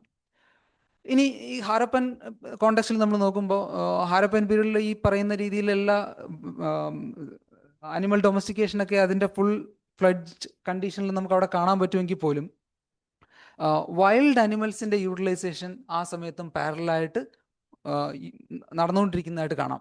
പ്രത്യേകിച്ച് നമ്മൾ ആ കാണുന്ന ഹാരപ്പൻ സിവിലൈസേഷൻ്റെ തന്നെ 3-4 ഫേസ് ആയിട്ട് കാണാം. അതിൽ ഏർലിയസ്റ്റ് ഫേസ് ആണ് KMR1 എന്ന് പറയുന്നത്. അതിൻ്റെ ഏറ്റവും ലാസ്റ്റ് വണ്ണാണ് അതിൻ്റെ ലേറ്റ് ഫേസ്, ഹാരപ്പൻ്റെ ഡിക്ലൈൻ ഫേസ് ആണ് കാണിക്കുന്നത്. പ്രത്യേകിച്ച് ആ സമയത്തൊക്കെ വൈൽഡ് അനിമൽസിൻ്റെ യൂട്ടിലൈസേഷൻ വളരെ കൂടുതലായിട്ട് കാണാം. ഏകദേശം ഒരു 40% എക്സ്പ്ലോയിറ്റേഷനും വൈൽഡ് അനിമൽസിനെ ബേസ് ചെയ്തിട്ടാണ്. അതിൽ ഈ പറയുന്ന രീതിയിലുള്ള പല തരത്തിലുള്ള മാമൽസ് അതിനകത്ത് ഇൻക്ലൂഡഡ് ആണ്. അതുപോലെ ഈ പീരീഡിൽ പ്രോമിനൻ്റ് ആയിട്ട് കാണാൻ പറ്റുന്ന ഒന്നാണ് ഷെൽ ഫിഷിംഗ്. അതുപോലെ ഷെൽ ഫിഷിംഗ് കഴിക്കാൻ വേണ്ടി ഉപയോഗിച്ചിരുന്ന ഷെൽസിന് പുറമെ ഇൻഡസ്ട്രിയൽ ആക്ടിവിറ്റീസിന് വേണ്ടി ഒരുപാട് തരത്തിലുള്ള ഷെൽസ് ഉപയോഗിച്ചിരിക്കുന്നതായിട്ട് കാണാം. ഈ പറയുന്ന ബഗസ്ട്ര എന്ന് പറയുന്ന സൈറ്റിൽ ഒരു വലിയ ഷെൽ ബാങ്കിൾ ഇൻഡസ്ട്രിയുടെ എവിഡൻസ് നമുക്ക് കിട്ടുന്നുണ്ട്. അതിൻ്റെ ചില കട്ട് ഫ്രാഗ്മെൻറ്റ്സ് ഒക്കെയാണ് ഈ കാണുന്നത്. അതിനകത്തുനിന്ന് ഉപയോഗിച്ചിട്ട് ഉണ്ടാക്കിയിട്ടുള്ള പലതരത്തിലുള്ള ആർട്ടിഫാക്ട്സ് ആണ് ഈ കാണുന്നത്. ഇനി ഈ ഒരു പ്രീ ഹാരപ്പൻ ലെവൽസിൽ തന്നെ ഈ ഷെൽ ഫിഷിങ്ങിൻ്റെ ഇമ്പോർട്ടൻസ് വളരെ കൂടുതലാണ്. പ്രത്യേകിച്ചും വലിയ ധോളാവീര പോലുള്ള വലിയ ഹാരപ്പൻ സെറ്റിൽമെൻറ്റ്സിൻ്റെയൊക്കെ അടുത്ത് ഏകദേശം 7000 BC ഡേറ്റ് ചെയ്യാൻ പറ്റുന്ന രീതിയിലുള്ള ഷെൽ മിഡൻ സൈറ്റുകൾ കിട്ടുന്നുണ്ട്. അതായത് ഷെല്ലിൽ മാത്രം ബേസ് ചെയ്തിട്ട് ജീവിച്ചിരുന്ന ആൾക്കാരായിട്ട് ഉള്ള കമ്മ്യൂണിറ്റീസിൻ്റെ റെപ്രസെൻറ്റേഷനാണ് അവിടെ കാണുന്നത്. ഇനി ഹാരപ്പൻ പീരീഡിൽ ഫിഷിങ്ങിൻ്റെ ഒരു വളരെ എക്സ്റ്റെൻസീവായിട്ടുള്ള എവിഡൻസ് നമുക്ക് കാണാം. ഒരു ഏകദേശം 29 ഫിഷ് വെറൈറ്റീസ് നമുക്ക് ഇതിൽപ്പെടുന്ന ഐഡൻറ്റിഫൈ ചെയ്യാൻ പറ്റിയിട്ടുണ്ട് ഈ പറയുന്ന അത്രയും സൈറ്റുകളുടെ സൂ ആർക്കിയോളജിക്കൽ ഡേറ്റ അനുസരിച്ചിട്ട്. അപ്പോൾ അതിനകത്ത് ചില പാറ്റേൺസ് കാണാൻ പറ്റുന്നുണ്ട്. ഉദാഹരണത്തിന് ഈ ബഗസ്ട്ര എന്ന് പറയുന്ന സൈറ്റ് എടുത്തു കഴിഞ്ഞാൽ ഈ അർബൻ ഫേസിൻ്റെ ലേറ്റ് ഫേസിൽ, അതായത് പോസ്റ്റ് അർബൻ ഫേസിലേക്ക് വരുമ്പോൾ ഒരു പുതിയ തരം ഫിഷ് അല്ലെങ്കിൽ ബാഗ്രിഡെ എന്ന് പറയുന്ന ഫാമിലിയിൽപ്പെട്ട ഫിഷിൻ്റെ ഒരു അബണ്ടൻസ് അവിടെ കാണാൻ പറ്റുന്നുണ്ട്. അത് ഇൻഡിക്കേറ്റ് ചെയ്യുന്നത് എന്താണെന്ന് വെച്ച് കഴിഞ്ഞാൽ ഒരു പക്ഷേ ആ സ്ഥലത്ത് ഒരു പുതിയ രീതിയിലുള്ള ഒരു ഫിഷറി പ്രാക്ടീസ് ഇൻട്രൊഡ്യൂസ് ചെയ്തിരിക്കാൻ ഉള്ള ഒരു പോസിബിലിറ്റിയിലേക്കാണ് അത് ഇൻഡിക്കേറ്റ് ചെയ്യുന്നത്. അതായത് മെച്യൂർ ഹാരപ്പൻ പീരീഡിൽ കൂടുതലായിട്ടും മറൈൻ ഫിഷറിയിലെ ആണ് ഡിപ്പെൻഡ് ചെയ്തുകൊണ്ടിരുന്നത്. പക്ഷേ ഈ ഒരു ലാസ്റ്റ് ഫേസിലേക്ക് വരുമ്പോൾ അവിടെ ഈ ബാഗ്രിഡെ എന്ന് പറയുന്ന ഫ്രഷ് വാട്ടർ ഫിഷിൻ്റെ ഒരു അബണ്ടൻസ് കാണാൻ പറ്റും. ഇനി അതുപോലെ ഹാരപ്പൻ സെറ്റിൽമെൻറ്റ്സ് ഫോർട്ടിഫൈഡ് ആയിട്ടുള്ള സെറ്റിൽമെൻറ്റ്സ് ആണെന്നറിയാം. ഈ ഫോർട്ടിഫിക്കേഷൻസിനകത്ത് താമസിക്കുന്ന ആൾക്കാരും അതുപോലെ ഫോർട്ടിഫിക്കേഷൻസിന് പുറത്ത് താമസിക്കുന്ന ആൾക്കാരും തമ്മിലും ഈ ഫിഷ് കൺസംഷനിൽ ചില ഡിഫറൻസസ് ഉള്ളതായിട്ട് കാണാം. അകത്ത് താമസിച്ചിരുന്ന ആൾക്കാർ കുറേ കൂടെ ആ ബെറ്റർ ക്യാച്ച് അവർ എൻജോയ് ചെയ്യുന്നതായിട്ട് കാണാം. പ്രത്യേകിച്ചും ലാർജ് സൈസ്ഡ് ആയിട്ടുള്ള ഫിഷ്, അതുപോലെ വലിയ മറീൻ ഫിഷ് എല്ലാം കൂടുതലും നമുക്ക് കാണാൻ പറ്റിയിട്ടുള്ളത് ഈ ഫോർട്ടിഫിക്കേഷൻ അകത്തുനിന്നുള്ള റിമെയിൻസിലാണ്. അതിൻ്റെ അർത്ഥം അകത്തുള്ളായിരുന്ന ആൾക്കാർക്ക് ഒരുപക്ഷെ ഇക്കണോമിക്കലി വെൽ സ്റ്റാറ്റസിലുണ്ടായിരുന്ന ആൾക്കാരായിരുന്നിരിക്കാം എന്നുള്ളൊരു അനുമാനത്തിലേക്കാണ് അത് എത്തുന്നത്. ഇനി ബോൺ എലിമെൻസിൻ്റെ ഒരു ഡിസ്ട്രിബ്യൂഷൻ നോക്കിക്കഴിഞ്ഞാൽ നമുക്ക് ഫിഷിൻ്റെ ട്രാൻസ്പോർട്ടേഷൻ്റെ എവിഡൻസ് കാണുന്നതായിട്ട് കാണാം. അതായത് ഫിഷ് പ്രോസസ്സ് ചെയ്തതിൻ്റെ എവിഡൻസ് ആണെന്ന് പറയാം. അതായത് നമുക്ക് ഫിഷിൻ്റെ ഒരു പ്രത്യേക തരത്തിലുള്ള ബോൺസ് മാത്രം ഓവർ റെപ്രസെൻറ്റഡ് ആയിട്ട് ഈ സൈറ്റിൽ കാണുന്നതായിട്ട് കാണാം. അത് ഡെഫിനറ്റ്ലി ഇൻഡിക്കേറ്റ് ചെയ്യുന്നത് ഫിഷ് ട്രാൻസ്പോർട്ടേഷൻ ഉണ്ടായിരുന്നു എന്നുള്ളതാണ്. ഇത് ഈ കാണുന്നത് കോട്ടടപ്പള്ളി എന്ന് പറയുന്ന ഒരു കച്ചിൻ്റെ നടുക്കുള്ള ഒരു സൈറ്റാണ്, ഇൻലാൻഡ് സൈറ്റാണ്. അപ്പോൾ ഈ ഇൻലാൻഡ് സൈറ്റിനകത്ത് നമുക്ക് മറൈൻ ഫിഷ് കിട്ടുന്നുണ്ട്. ഇത് ഏകദേശം ഒരു 50 കിലോമീറ്റർ സീ കോസ്റ്റിന് അകത്തേക്കുള്ള ഒരു സൈറ്റാണെന്നുള്ളതാണ്.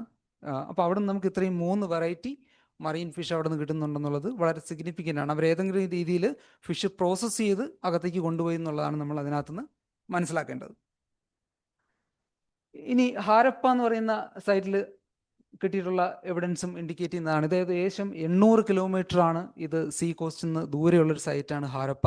അപ്പോൾ ഈ ഹാരപ്പ എന്നും ഏകദേശം ഈ പോമഡൈസിസ് അർജൻറ്റീസ് എന്ന് പറയുന്ന ഒരുതരം ഗ്രാൻഡർ ഫിഷ് ഇത് അവിടെ നിന്നും കിട്ടിയിട്ടുണ്ടെന്നുള്ളത് വളരെ സിഗ്നിഫിക്കൻ്റ് ഉള്ള ഒരു ഫൈൻഡാണ്. അത് ഹാരപ്പൻസിൻ്റെ സമയത്ത് കുറേയധികം ലോങ് ഡിസ്റ്റൻസ് ട്രേഡൊക്കെ ഉണ്ടായിരുന്നു നമുക്കറിയാം. പക്ഷേ ഇതുപോലുള്ള ഫുഡ് മെറ്റീരിയൽസിൻ്റെ കാര്യത്തിലും ഈ ട്രേഡ് നടന്നിരുന്നു എന്നുള്ളത് ഈ രീതിയിലുള്ള എവിഡൻസിനകത്തുനിന്ന് ക്ലിയർ ആണ്.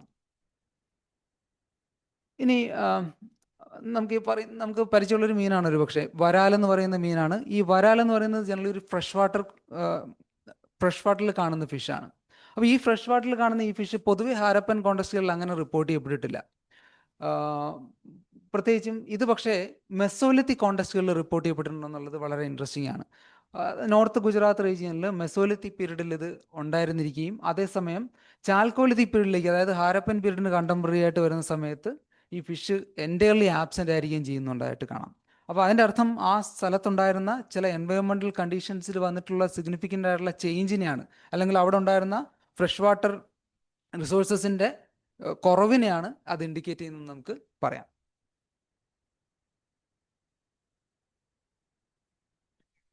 ഇനി ഫിഷ് റിമെയിൻസ് കൂടാതെ നമുക്ക് അതുമായിട്ട് അസോസിയേറ്റ് ചെയ്ത് ക്രാബ് റിമെയിൻസ് കിട്ടുന്നുണ്ട്. അതുപോലെ പലതരത്തിലുള്ള ഷെല്ലിൻ്റെ കാര്യം ഞാൻ നേരത്തെ തന്നെ സൂചിപ്പിച്ചതാണ്. ഇനി അയണേജ് പീരീഡിലേക്ക് വരാം. അയൺ ടെക്നോളജി വന്നതിന് ശേഷം നമുക്ക് ഈ പറയുന്ന അനിമൽ ഡൊമസ്റ്റിക്കേഷൻ കണ്ടിന്യൂ ചെയ്യുന്നതായിട്ട് കാണാം. അതിൽ മോറുള്ള ചെറിയ ചില മാറ്റങ്ങൾ കാണാം, അതിൻ്റെ കോമ്പിനേഷൻസിലൊക്കെ ചെറിയ ചില മാറ്റങ്ങൾ കാണാം. ഇതിനകത്ത് വേറൊരു വളരെ ഇൻട്രസ്റ്റിംഗ് ആയിട്ടുള്ളൊരു കാര്യം, നേരത്തെ നമുക്ക് റെയർ ആയിരുന്ന ഒരു അനിമൽ എന്ന് ഞാൻ പറഞ്ഞ ഹോഴ്സ് ഈ പീരീഡിൽ കുറച്ചും കൂടെ വൈഡായിട്ട് ഉള്ളതായിട്ട് നമുക്ക് കാണാം. പ്രത്യേകിച്ചും വിദർഭ റീജിയനിൽ കാണുന്ന അയണേജുമായിട്ട് ബന്ധപ്പെട്ട് കാണുന്ന മെഗാലിത്തിക് ബറിയൽസിനകത്ത് ഹ്യൂമൻ റിമെയിൻസിൻ്റെ ഒപ്പം ഹോഴ്സ് റിമെയിൻസും കൂടെ ഉള്ളതായിട്ട് കാണാം. ഹോഴ്സ് റിമെയിൻ എന്ന് പറഞ്ഞു കഴിഞ്ഞാൽ മുഴുവൻ ഹോഴ്സിനല്ല, ആ ഹോഴ്സിൻ്റെ തന്നെ സെലക്റ്റഡ് ആയിട്ടുള്ള ചില പോർഷൻസ് ആണ്. പ്രത്യേകിച്ചും തലയുടെ ഭാഗം, അതുപോലെ കാലിൻ്റെ എക്സ്ട്രീമിറ്റീസിൻ്റെ ഭാഗം, അതൊക്കെയാണ് സാധാരണ ബറിയൽസിനകത്ത് നിന്ന് കിട്ടുന്നത്. അപ്പോൾ അത് ഇൻഡിക്കേറ്റ് ചെയ്യുന്നത് ഹോഴ്സിൻ്റെ സാക്രിഫൈസ് അതിൻ്റെ ഒപ്പം കണ്ടക്ട് ചെയ്തിരുന്നെന്നും അതുമായിട്ട് ബന്ധപ്പെട്ട് ഹോഴ്സ് മീറ്റ് കൺസ്യൂം ചെയ്തിരുന്നു എന്നൊക്കെയുള്ള രീതിയിലേക്ക് പല സ്കോളേഴ്സും ഇതിനെ ഇൻ്റർപ്രിറ്റ് ചെയ്യുന്നുണ്ട്. അതുമായിട്ട് അസോസിയേറ്റ് ചെയ്ത് ഹോഴ്സ് ഓർണമെൻറ്റ്സ്, പ്രത്യേകിച്ചും കോപ്പറിൽ ഉണ്ടാക്കിയിരിക്കുന്ന ഹോഴ്സ് ഓർണമെൻറ്റ്സും കൂടെ ഈ ഒരു കോണ്ടെക്സ്റ്റിൽ പലപ്പോഴും കിട്ടുന്നതായിട്ട് കാണാം. ഇനി ഏർലി ഹിസ്റ്റോറിക് പീരീഡിലേക്ക് വരുമ്പോൾ അശോകൻ്റെ ഈഡിക്സിനകത്ത് തന്നെ പറഞ്ഞിരിക്കുന്ന ഒരു പ്രധാനപ്പെട്ട നോട്ടീസ് നിങ്ങൾക്കറിയാം. അശോകൻ്റെ റിലീജിയസ് പോളിസീസ് എന്നൊക്കെ പറയുന്നത് വളരെ സ്ട്രിക്റ്റ് ആയിട്ടുള്ള കുറേ പോളിസീസാണ്. അപ്പോൾ അതിനകത്ത് അഹിംസ പോളിസിയെക്കുറിച്ചൊക്കെ പറയുന്നുണ്ട്. ഈ അഹിംസ പോളിസിയെക്കുറിച്ച് പറയുമ്പോഴും അതിനകത്ത് പറയുന്നൊരു പ്രധാനപ്പെട്ട കാര്യം, many 100,000s of animals were kill daily. അതായത് അശോകൻ്റെ കിച്ചണിൽ ഭക്ഷണ ആവശ്യത്തിന് വേണ്ടി കൊന്നിരുന്നു എന്നാണ് പറയുന്നത്. അതിനെ അശോകൻ ബുദ്ധിസം അഡോപ്റ്റ് ചെയ്തതിന് ശേഷം അശോകൻ ആ പ്രാക്ടീസ് മാറ്റുന്നതായിട്ട് കാണാം. അതിനെയാണ് നമ്മൾ നോൺ വയലൻസിൻ്റെ ഒരു പ്രൊമോഷനായിട്ട് പറയുന്നത്. ഈ വലിയ നമ്പറിനെ റെഡ്യൂസ് ചെയ്തിട്ട് ആ കില്ലെന്ന് പറയുന്നത് കുറച്ചിട്ട് 2 പീകോക്സും 1 ഡിയറുമായിട്ട് റെഡ്യൂസ് ചെയ്തു എന്നാണ് പറയുന്നത്. അപ്പോഴും നമ്മൾ നോട്ടീസ് ചെയ്യേണ്ട ഒരു കാര്യം എന്ന് പറയുന്നത്, ഇത് കംപ്ലീറ്റ്ലി സ്റ്റോപ്പ് ചെയ്തിട്ടില്ല. അനിമൽ കൺസംഷൻ എന്ന് പറയുന്നത് ഈവൻ ഈ ഏർലി ഹിസ്റ്റോറിക് പീരീഡിൽ പോലും കംപ്ലീറ്റ്ലി സ്റ്റോപ്പ് ചെയ്തിട്ടില്ല. അതിൻ്റെ ഒരു കാരണമായിട്ട് നമ്മൾ ഞാൻ സൂചിപ്പിക്കാൻ ആഗ്രഹിക്കുന്നത് എന്താണെന്ന് വെച്ച് കഴിഞ്ഞാൽ, അനിമൽ റിസോഴ്സസ് എന്ന് പറയുന്നത് വളരെ എസെൻഷ്യൽ ആയിട്ടുള്ളൊരു റിസോഴ്സ് തന്നെയാണ്. കാരണം നമ്മളിപ്പോൾ എൻജോയ് ചെയ്യുന്ന പല വെജിറ്റബിൾസും ഒറിജിനലി ഇവിടെ ഉണ്ടായിരുന്ന വെജിറ്റബിൾസ് അല്ല, അല്ലെങ്കിൽ അത് റേസ് ചെയ്ത് നമ്മൾ വളരെ റീസെൻ്റ് ആയിട്ട് മാത്രമാണ് പലതും ഡെവലപ്പ് ചെയ്തിട്ടുള്ളത്. അപ്പോൾ അതായത് ഞാൻ പറഞ്ഞു വന്നത്, ഈ നോൺ വയലൻസ് ഇത്ര സ്ട്രിക്റ്റ് ആയിട്ട് ഫോളോ ചെയ്യുന്ന അശോകൻ്റെ ഒരു കോണ്ടെക്സ്റ്റിൽ പോലും animal utilisation was still in vogue. ഇനി നമുക്ക് ഈ ഏർലി ഹിസ്റ്റോറിക് പീരീഡിൽ വരുമ്പോഴും മോസ്റ്റ്ലി നമുക്ക് കാണാൻ പറ്റുന്നൊരു പാറ്റേൺ കാറ്റിൽ ഡോമിനേറ്റഡ് ആയിട്ടുള്ള ഒരു യൂട്ടിലൈസേഷൻ പാറ്റേൺ തന്നെയാണ്. പക്ഷേ ചില കേസസിൽ ഒരു ചെറിയ വേരിയേഷൻ കാണാം. അത് ഈ ഒരു സൈറ്റിൻ്റെ കാര്യത്തിൽ അഴകൻകുളം എന്ന് പറയുന്ന തമിഴ്നാട്ടിലെ കോസ്റ്റൽ സൈറ്റിലുള്ള ഒരു ഏർലി ഹിസ്റ്റോറിക് സൈറ്റാണ്. അവിടെ നമുക്ക് ഗോട്ടിൻ്റെ ഡോമിനൻസ് കാണാം. അതേസമയം അവിടെ കാറ്റിൽ വളരെ കുറച്ച് മാത്രമേ റിമെയിൻസ് കിട്ടുന്നുള്ളൂ. അതിനൊപ്പം തന്നെ മറ്റ് പല ആനിമൽസിൻ്റെയും നമുക്ക് കാണാം, വൈൽഡ് ആനിമൽസിൻ്റെ എല്ലാം എക്സ്പ്ലോയിറ്റേഷൻ പാരലലി നടന്നിരിക്കുന്നതായിട്ട് നമുക്ക് അവിടെ കാണാം. ഇനി കേരളത്തിൽ നിന്നുള്ള ചില എക്സാമ്പിൾസും കൂടെ പറയാം. വിഴിഞ്ഞം എന്ന് പറയുന്നത് ഒരു ഏർലി ഹിസ്റ്റോറിക് സൈറ്റാണ്. എക്സ്കവേഷൻസ് നടന്നിട്ടുള്ള 2013 എക്സ്കവേഷൻസ് റെസ്യൂം ചെയ്തതാണ്. അപ്പോൾ അവിടെ നിന്ന് കിട്ടിയിട്ടുള്ള കൾച്ചറൽ സീക്വൻസ് ഇതാണ്. ഏകദേശം ഒരു 1st century CE മുതൽ അവിടുത്തെ ഡേറ്റ് ചെയ്യാം. കുറേയധികം C14 ഡേറ്റ്സ് ഉണ്ട്. പല ആർട്ടിഫാക്ട്സും ഒക്കെ വെച്ചിട്ട് നമുക്ക് 3 phases ആയിട്ട് വിഴിഞ്ഞത്തിൻ്റെ ഹാബിറ്റേഷനെ തിരിക്കാം.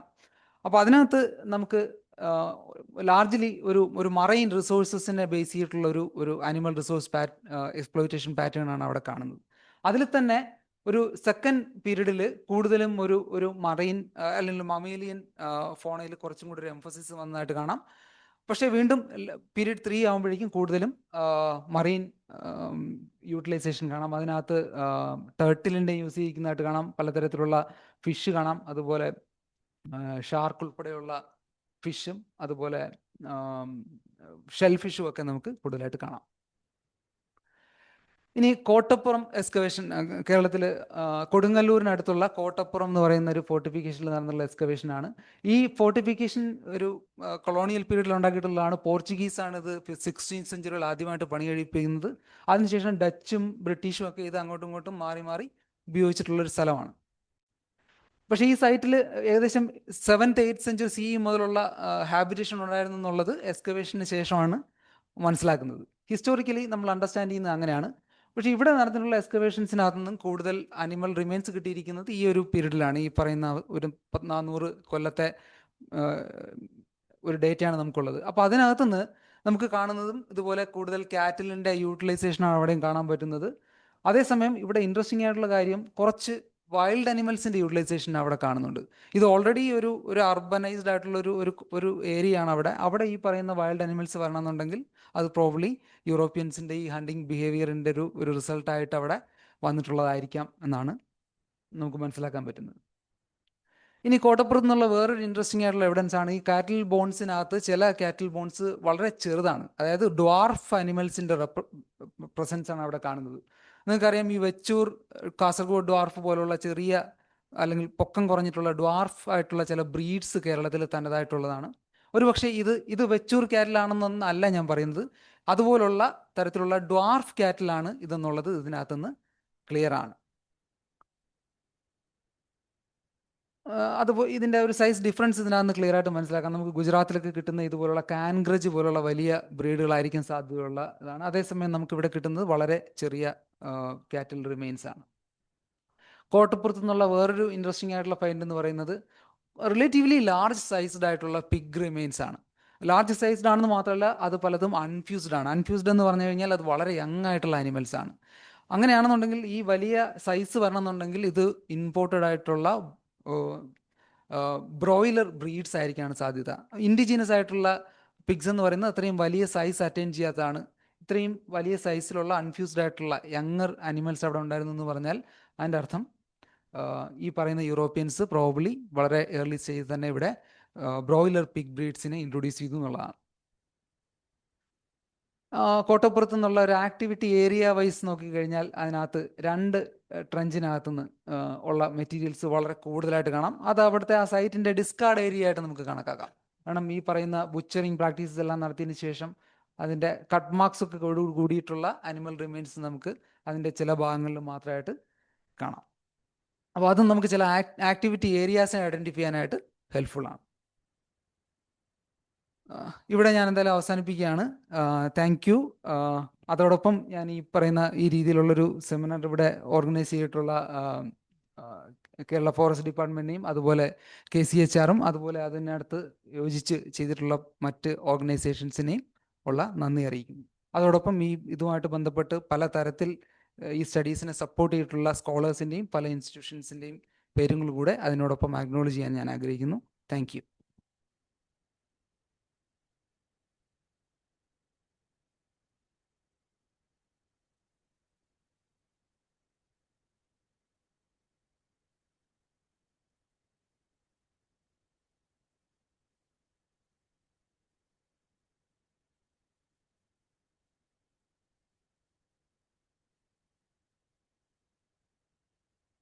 അല്ല, നമ്മൾ ജിയോളജിക്കൽ ഒരു സ്കെയിലിൽ നോക്കുമ്പോൾ ഇപ്പൊ കേരളത്തിലെ ഈ കടല് കയറി ഇറങ്ങിയൊക്കെ ഇങ്ങനെ പോയിക്കൊണ്ടിരുന്നു. അപ്പോൾ ഒരു പക്ഷെ ഇപ്പൊ മോഡേൺ ജനറ്റിക് സ്റ്റഡീസ് ഒക്കെ തരുന്ന ചെറിയ നോളജ് നമ്മൾ വെച്ച് നോക്കുമ്പോൾ ഒരു പക്ഷെ ആദ്യകാലത്തെ മനുഷ്യര് പിന്നെ അവരുടെ കൂടെ വന്ന മൃഗങ്ങൾ അല്ലെങ്കിൽ അങ്ങനെയാണല്ലോ ഇപ്പൊ നമ്മൾ ഇതിൽ ഈ ഫ്രെയിം വർക്ക് വരുന്നത്. അത് മിക്കവാറും അന്നത്തെ കടലിറങ്ങിയ സ്ഥലത്തായിരുന്നിരിക്കണം, കടൽ കയറി ഇറങ്ങിയൊക്കെ ചെയ്തിട്ടുണ്ടാവില്ലേ. അപ്പോൾ അങ്ങനെ ഒരു സാഹചര്യത്തിൽ കേരളത്തിലെ ഏതൊക്കെ സ്ഥലങ്ങളിലാണ് ഇത്തരത്തിലുള്ള ഒരു ഈ പഠനം എങ്ങനെയാണ് ഹ്യൂമാനിറ്റി കേരളത്തിൽ സ്പ്രെഡ് ചെയ്തെന്നുള്ളത് സാധ്യതയുള്ള സ്ഥലങ്ങൾ ഒന്ന് ഏതൊക്കെയാണെന്ന് ഇപ്പൊ കോട്ടപ്പുറം 1-2 സൈറ്റുകൾ സൂചിപ്പിച്ചു. അതല്ലാതെ തന്നെ സാധ്യത എവിടെ ഉണ്ടാവുക എന്നുള്ളത് ഒന്ന് പറയാം. സർ, ഇതിനകത്ത് കേരളത്തിൽ സൂ ആർക്കിയോളജിക്കൽ പഠനങ്ങളായിട്ട് നടന്നിട്ടുള്ളത് ഈ 2 സൈറ്റുകളിൽ മാത്രമാണ്. അതായത് ഈ വിഴിഞ്ഞവും കോട്ടപ്പുറം എക്സ്കവേഷൻസിന്റെ മെറ്റീരിയൽസ് മാത്രമേ ഈ രീതിയിൽ സ്റ്റഡി ചെയ്യപ്പെട്ടിട്ടുള്ളൂ. മറ്റ് പല സ്ഥലങ്ങളും, ഇപ്പോൾ ഉദാഹരണത്തിന് പട്ടണം നോക്കുകയാണെന്നുണ്ടെങ്കിൽ ഒരു കുറെ കൂടെ വളരെ എക്സ്റ്റെൻസീവായിട്ട് എക്സ്കവേറ്റ് ചെയ്യപ്പെട്ടിട്ടുള്ള ഒരു സൈറ്റാണ്. പക്ഷേ പട്ടണത്തു നിന്ന് ഈ രീതിയിലുള്ള അനിമൽ റിമെയിൻസ് അധികം സർവൈവ് ചെയ്ത് കിട്ടിയിട്ടില്ല. അതൊരു ലിമിറ്റേഷനാണ്. ആ ഒരു സെൻസിൽ നോക്കുകയാണെങ്കിൽ നമുക്ക് ഈ 2 സൈറ്റുകളിൽ നിന്നുള്ള ഡേറ്റ മാത്രമേ സൂ ആർക്കിയോളജിക്കൽ പോയിന്റ് ഓഫ് വ്യൂവിൽ നമുക്ക് അവൈലബിൾ ആയിട്ടുള്ളൂ.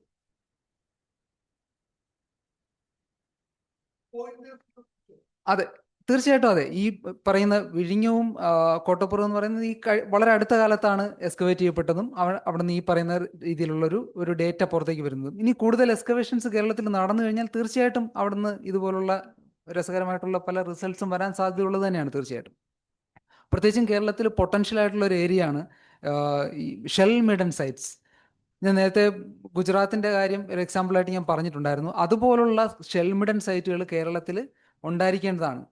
അതിലേക്ക് വേണ്ടിയിട്ടുള്ള കൂടുതൽ സർവേസ് നമ്മൾ നടത്തേണ്ടതായിട്ടുണ്ട്, പ്രത്യേകിച്ചും ഈ കോസ്റ്റൽ ബെൽറ്റുമായിട്ട് ബന്ധപ്പെട്ടിട്ടുള്ള. അത് ഒരുപക്ഷെ നമ്മൾ ഈ പറയുന്ന അയണേജിനേക്കാളും പ്രീഡേറ്റ് ചെയ്യാൻ പറ്റുന്ന രീതിയിലുള്ള പല ഷെൽമിഡൻ സൈറ്റുകളും നമുക്ക് ഒരുപക്ഷെ കണ്ടെത്താൻ സാധിച്ചിരിക്കും.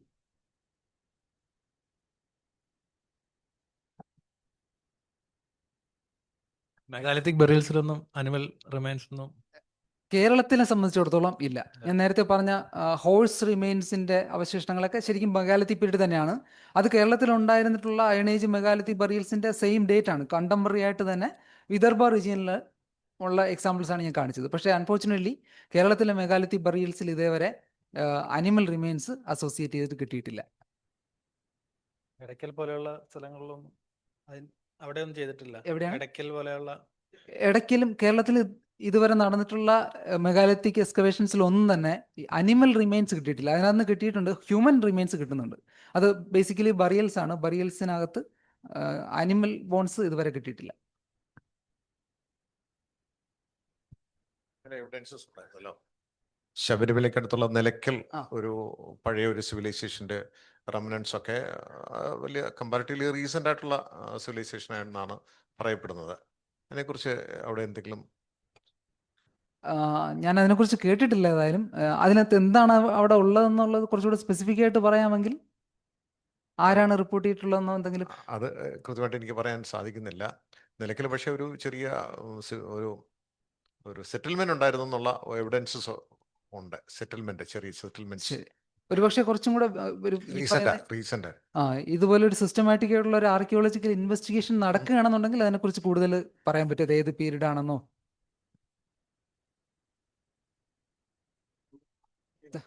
ആർക്കിയോളജിയിലെ C14 ഡേറ്റിംഗ് ആണോ മിനറൽ ഡേറ്റിംഗ് ആണോ കൂടുതലായിട്ട് ഏജ് ഡിറ്റർമിനേഷന് വേണ്ടി ഉപയോഗപ്പെടുത്താറ്? C14 ഡേറ്റിംഗ് ആണ് സർ. C14 ഡേറ്റിംഗ് ആണ് കൂടുതൽ ഉപയോഗിക്കുന്നത്. അത് ഏറ്റവും റിലയബിൾ ആയിട്ട് ഇപ്പം ഉപയോഗിക്കുന്നത് റേഡിയോ കാർബൺ ഡേറ്റിംഗ് തന്നെയാണ്.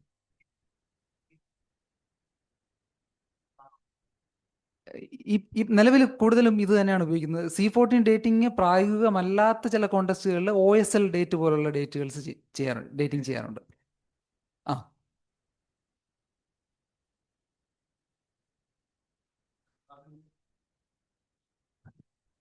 ആ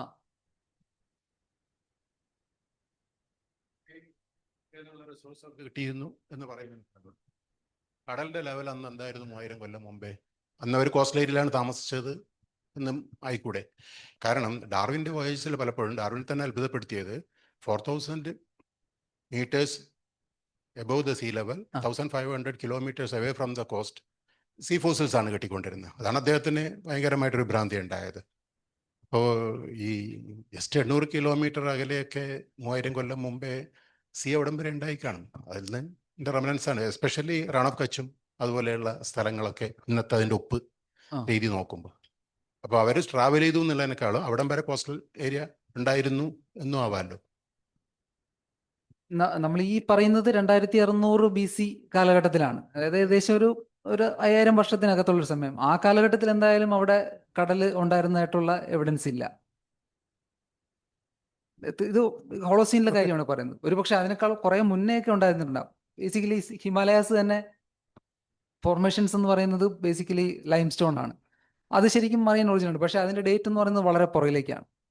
അതുപോലെ ഈ പട്ടണപ്രദേശത്ത് അനിമൽ റിമൈൻസ് ഇല്ല, വൈൽഡ് അനിമൽസ് ഉണ്ട്.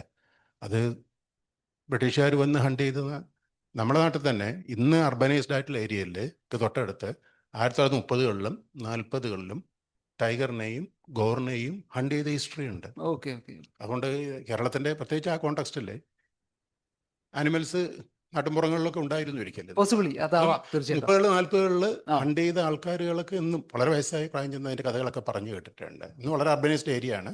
പക്ഷെ ഉണ്ട്. 1948 presence ഉണ്ടാവാം, ടൈഗറിനെ തീർച്ചയായിട്ടും ഉണ്ടാവും. പിടിച്ചിട്ടുണ്ട്. അതുപോലെ തന്നെ ഗോർ ഉണ്ടായിരുന്നു 1940s പലയിടത്തും, ഇന്ന് അർബനൈസ്ഡ് ആയിട്ടുള്ള ഏരിയയിൽ.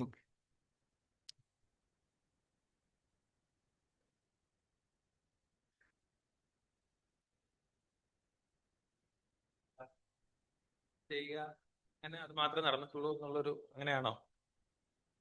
കേരളത്തിൽ നിന്ന് കുതിരയെ കുറിച്ച് പറയാനുള്ള ഒരു ഡേറ്റ നമുക്ക് എന്തായാലും ഈ ഒരു ആർക്കിയോളജി അങ്ങനെ ഒരു data ഇല്ല. Historical data. ഇപ്പം നിലവിൽ കറന്റ് ഉള്ള പ്രാക്ടീസ് അങ്ങനെയാണ്. ഇവിടെ അങ്ങനെ അധികം ബ്രീഡ് ചെയ്യുന്നുണ്ടെന്ന് എനിക്ക് തോന്നുന്നില്ല. കൂടുതലും മറ്റ് പല സ്ഥലങ്ങളിൽ നിന്നും കൊണ്ടുവരികയാണ് ചെയ്യുന്നത്. രാജസ്ഥാൻ, ഗുജറാത്ത് പോലുള്ള സ്ഥലങ്ങളിൽ നിന്ന് കൊണ്ടുവരിക.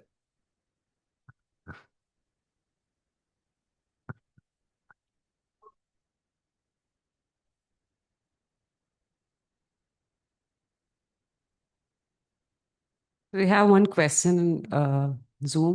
So, human animal interaction in witchcraft, can you elaborate on that? So repeat ചെയ്യാം. Human animal interaction in witchcraft, can you elaborate on that? In which Witchcraft. Oh okay okay. I don't think അതിന്റെ ഒരു ഈ ഒരു ഏരിയയിൽ വരുന്ന ഒരു കാര്യമാണെന്ന് എനിക്ക് തോന്നുന്നില്ല. Spy Sharavanan R. അതൊരു കൾച്ചറൽ സ്റ്റഡി എന്നുള്ള രീതിയിൽ ആർക്കെങ്കിലും അഡ്രസ്സ് ചെയ്യാൻ പറ്റും. പക്ഷേ ഈ ഒരു സൂ ആർക്കിയോളജിക്കൽ ഡേറ്റ വെച്ചിട്ട് അത് എക്സ്പ്ലെയിൻ ചെയ്യുക എന്ന് പറയുന്നത് ബുദ്ധിമുട്ടാണ്.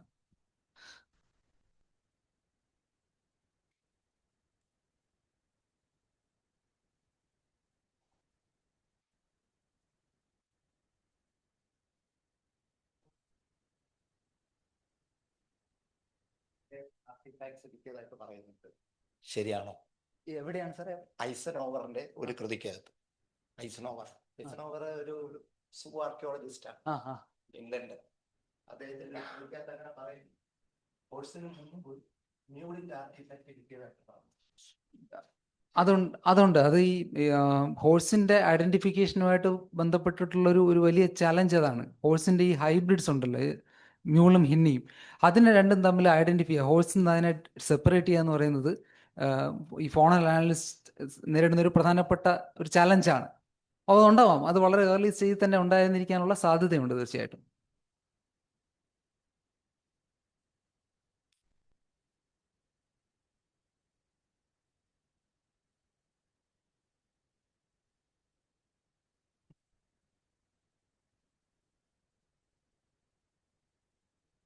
വളരെ നന്ദി അഭയൻ. നമ്മൾ ഈ പരമ്പര പ്രഭാഷണ പരമ്പര വിഭാവനം ചെയ്യുമ്പോൾ തന്നെ ഉദ്ദേശിച്ചിരുന്നത് ഇത് തന്നെയാണ്. അതായത് കേരളത്തിൻ്റെ അല്ലെങ്കിൽ നമ്മൾ ജീവിക്കുന്ന ഈ പരിസരത്തിൻ്റെ പാരിസ്ഥിതിക ഭൂതകാലത്തിൻ്റെ പല വശങ്ങൾ, ഭൂതകാലങ്ങൾ എപ്പോഴും നമ്മൾ അങ്ങനെ തന്നെ നമുക്ക് എടുക്കാൻ പറ്റുള്ളൂ, ചെറിയ ചെറിയ രീതിയിൽ. എന്തായാലും മൂന്നാമത്തെ ഇന്നത്തെ ഈ ലെക്ചറിൽ, ഈ പ്രഭാഷണത്തിൽ ഒരു പുതിയ പലർക്കും ഒരു പുതിയ ഒരു ഡൊമൈൻ, ഒരു അക്കാഡമിക് ഒരു ഡിസിപ്ലിൻ തന്നെ, മൃഗങ്ങളിലൂടെ ഒരു കേരളത്തിൻ്റെ പാരിസ്ഥിതിക ഭൂതകാലം തിരയുന്ന ഒരു രീതി, അത് വ്യത്യസ്തമായിട്ടുള്ള അനുഭവമാണ്. വളരെ എന്താ പറയുക, നമുക്കിപ്പോൾ തന്നെ അറിയാം, ഹാരപ്പൻ സിവിലൈസേഷനിലൊക്കെ വളരെ അഡ്വാൻസ് ചെയ്തിട്ടുണ്ടെങ്കിൽ നമ്മുടെ കേരളത്തിൻ്റെയൊക്കെ അല്ലെങ്കിൽ നമ്മുടെ ഈ സദേൺ വെസ്റ്റേൺ ഗാട്സിൻ്റെ പരിസരത്തിൽ റിലേറ്റീവ്ലി എ ന്യൂ ഡിസിപ്ലിൻ, ഒത്തിരി മുന്നോട്ട് പോകാൻ സാധ്യതയുള്ള ഒരു മേഖലയാണ്. അപ്പോൾ അദ്ദേഹം വളരെ ചെറുപ്പക്കാരനായിട്ടുള്ള ശാസ്ത്രജ്ഞനാണ്. ഇനി ഒത്തിരി ഈ മേഖലയിൽ മുന്നോട്ട് പോകാൻ കഴിയട്ടെ, കൂടുതൽ ആളുകൾ ഈ രംഗത്തേക്ക് കടന്നു വരട്ടെ, കൂടുതൽ വിജ്ഞാനം നമുക്ക് പുറത്തു കൊണ്ടുവരാൻ കഴിയും എന്ന് ഉറപ്പാണ്. അപ്പോൾ അതിൽ ഇത്രയും നേരം നമ്മൾ പങ്കുവച്ചതിൽ വളരെ വളരെ നന്ദി അഭയൻ, എല്ലാവർക്കും വേണ്ടി. നമ്മുടെ ഈ നാലാമത്തെ ഒരു പ്രഭാഷണത്തിൻ്റെ ആലോചനയിലാണ് നേരത്തെ പറഞ്ഞ പോലെ 24 പ്രഭാഷണങ്ങളാണ് പ്ലാൻ ചെയ്തിരിക്കുന്നത് വിവിധ വിഷയങ്ങൾ ഇതുമായി ബന്ധപ്പെട്ട്. അടുത്തത് മാർച്ച് മാസത്തിൽ, അത് കൃത്യമായിട്ട് തീരുമാനമായിട്ടില്ലെങ്കിലും ഒരുപക്ഷെ നമ്മുടെ ഇപ്പോൾ അടുത്ത കാലത്ത് വന്നിട്ടുള്ള പഠനങ്ങളനുസരിച്ച് പലർക്കും അറിയാവുന്നതുപോലെ ഒരുപക്ഷെ ഹോമോസാപ്പിയൻസിൻ്റെ നമ്മുടെ ഇവിടേക്കുള്ള വരവിനെ കുറിച്ചുള്ള ജനറ്റിക് സ്റ്റഡീസൊക്കെ നടന്നിട്ടുള്ള ആ ഒരു മേഖലയിൽ എങ്ങനെയാണ് ഒരു ഒരു ഒരു 55,000-60,000 വർഷങ്ങൾക്ക് മുമ്പ് ഒരു പക്ഷേ ഈ ഭാഗത്ത് എത്തിച്ചേർന്നേക്കാവുന്ന ആളുകളുടെ പിന്നീടുണ്ടായൊരു വികാസം, ഇന്ന് നമ്മൾ എത്തി നിൽക്കുന്ന രീതിയിലുള്ള കേരളത്തിൻ്റെ ഒരു സോഷ്യൽ ഒരു സാമൂഹ്യ ക്രമം വളർന്നു വന്ന ഒരു രീതിയെക്കുറിച്ച് ഒരു വളരെ ബ്രോഡായിട്ടുള്ള കുറച്ച് ബ്രഷ് സ്ട്രോക്സ് വരയ്ക്കാൻ പറ്റും നോക്കുകയാണ്. ചിലപ്പോൾ ഒരാളിൽ മാത്രം ചിലപ്പോൾ അത് ചെയ്യാൻ പറ്റുന്ന കഴിയില്ല. അതുകൊണ്ട് മേ ബി ഒരു ഉച്ചയ്ക്ക് ശേഷം നീണ്ടു നിൽക്കുന്ന 1, 2, 3 പേര് ഈ വിഷയത്തിൽ വിവിധ രംഗങ്ങളിൽ പ്രവർത്തിച്ചിട്ടുള്ള ആളുകളുണ്ട്. അപ്പോൾ അവരെ ഒന്ന് കണ്ടെത്താനുള്ള ശ്രമമാണ്. ഇനീഷ്യൽ കോണ്ടാക്ട്സ് ഒക്കെ നമ്മൾ ചെയ്ത് തുടങ്ങിയിട്ടുണ്ട്. പക്ഷെ അത് കൺഫേം ആവാത്തതുകൊണ്ടാണ് ഇപ്പോൾ പറയാത്തത്. എന്തായാലും മാർച്ച് മാസത്തിൽ തന്നെ ഒരു 3-4 മണിക്കൂർ നീണ്ടു നിൽക്കുന്ന ഒരു ആഫ്റ്റർനൂൺ സെഷനാണ് അതിൻ്റെ ഭാഗമായിട്ട് വിഭാവനം ചെയ്തിരിക്കുന്നത്. അപ്പോൾ അതിലും എല്ലാവരുടെയും പാർട്ടിസിപ്പേഷൻ ഉണ്ടാവണമെന്ന് അഭ്യർത്ഥിക്കുന്നു. എല്ലാവർക്കും ഒരിക്കൽ കൂടി എല്ലാ ആശംസകളും. നന്ദി.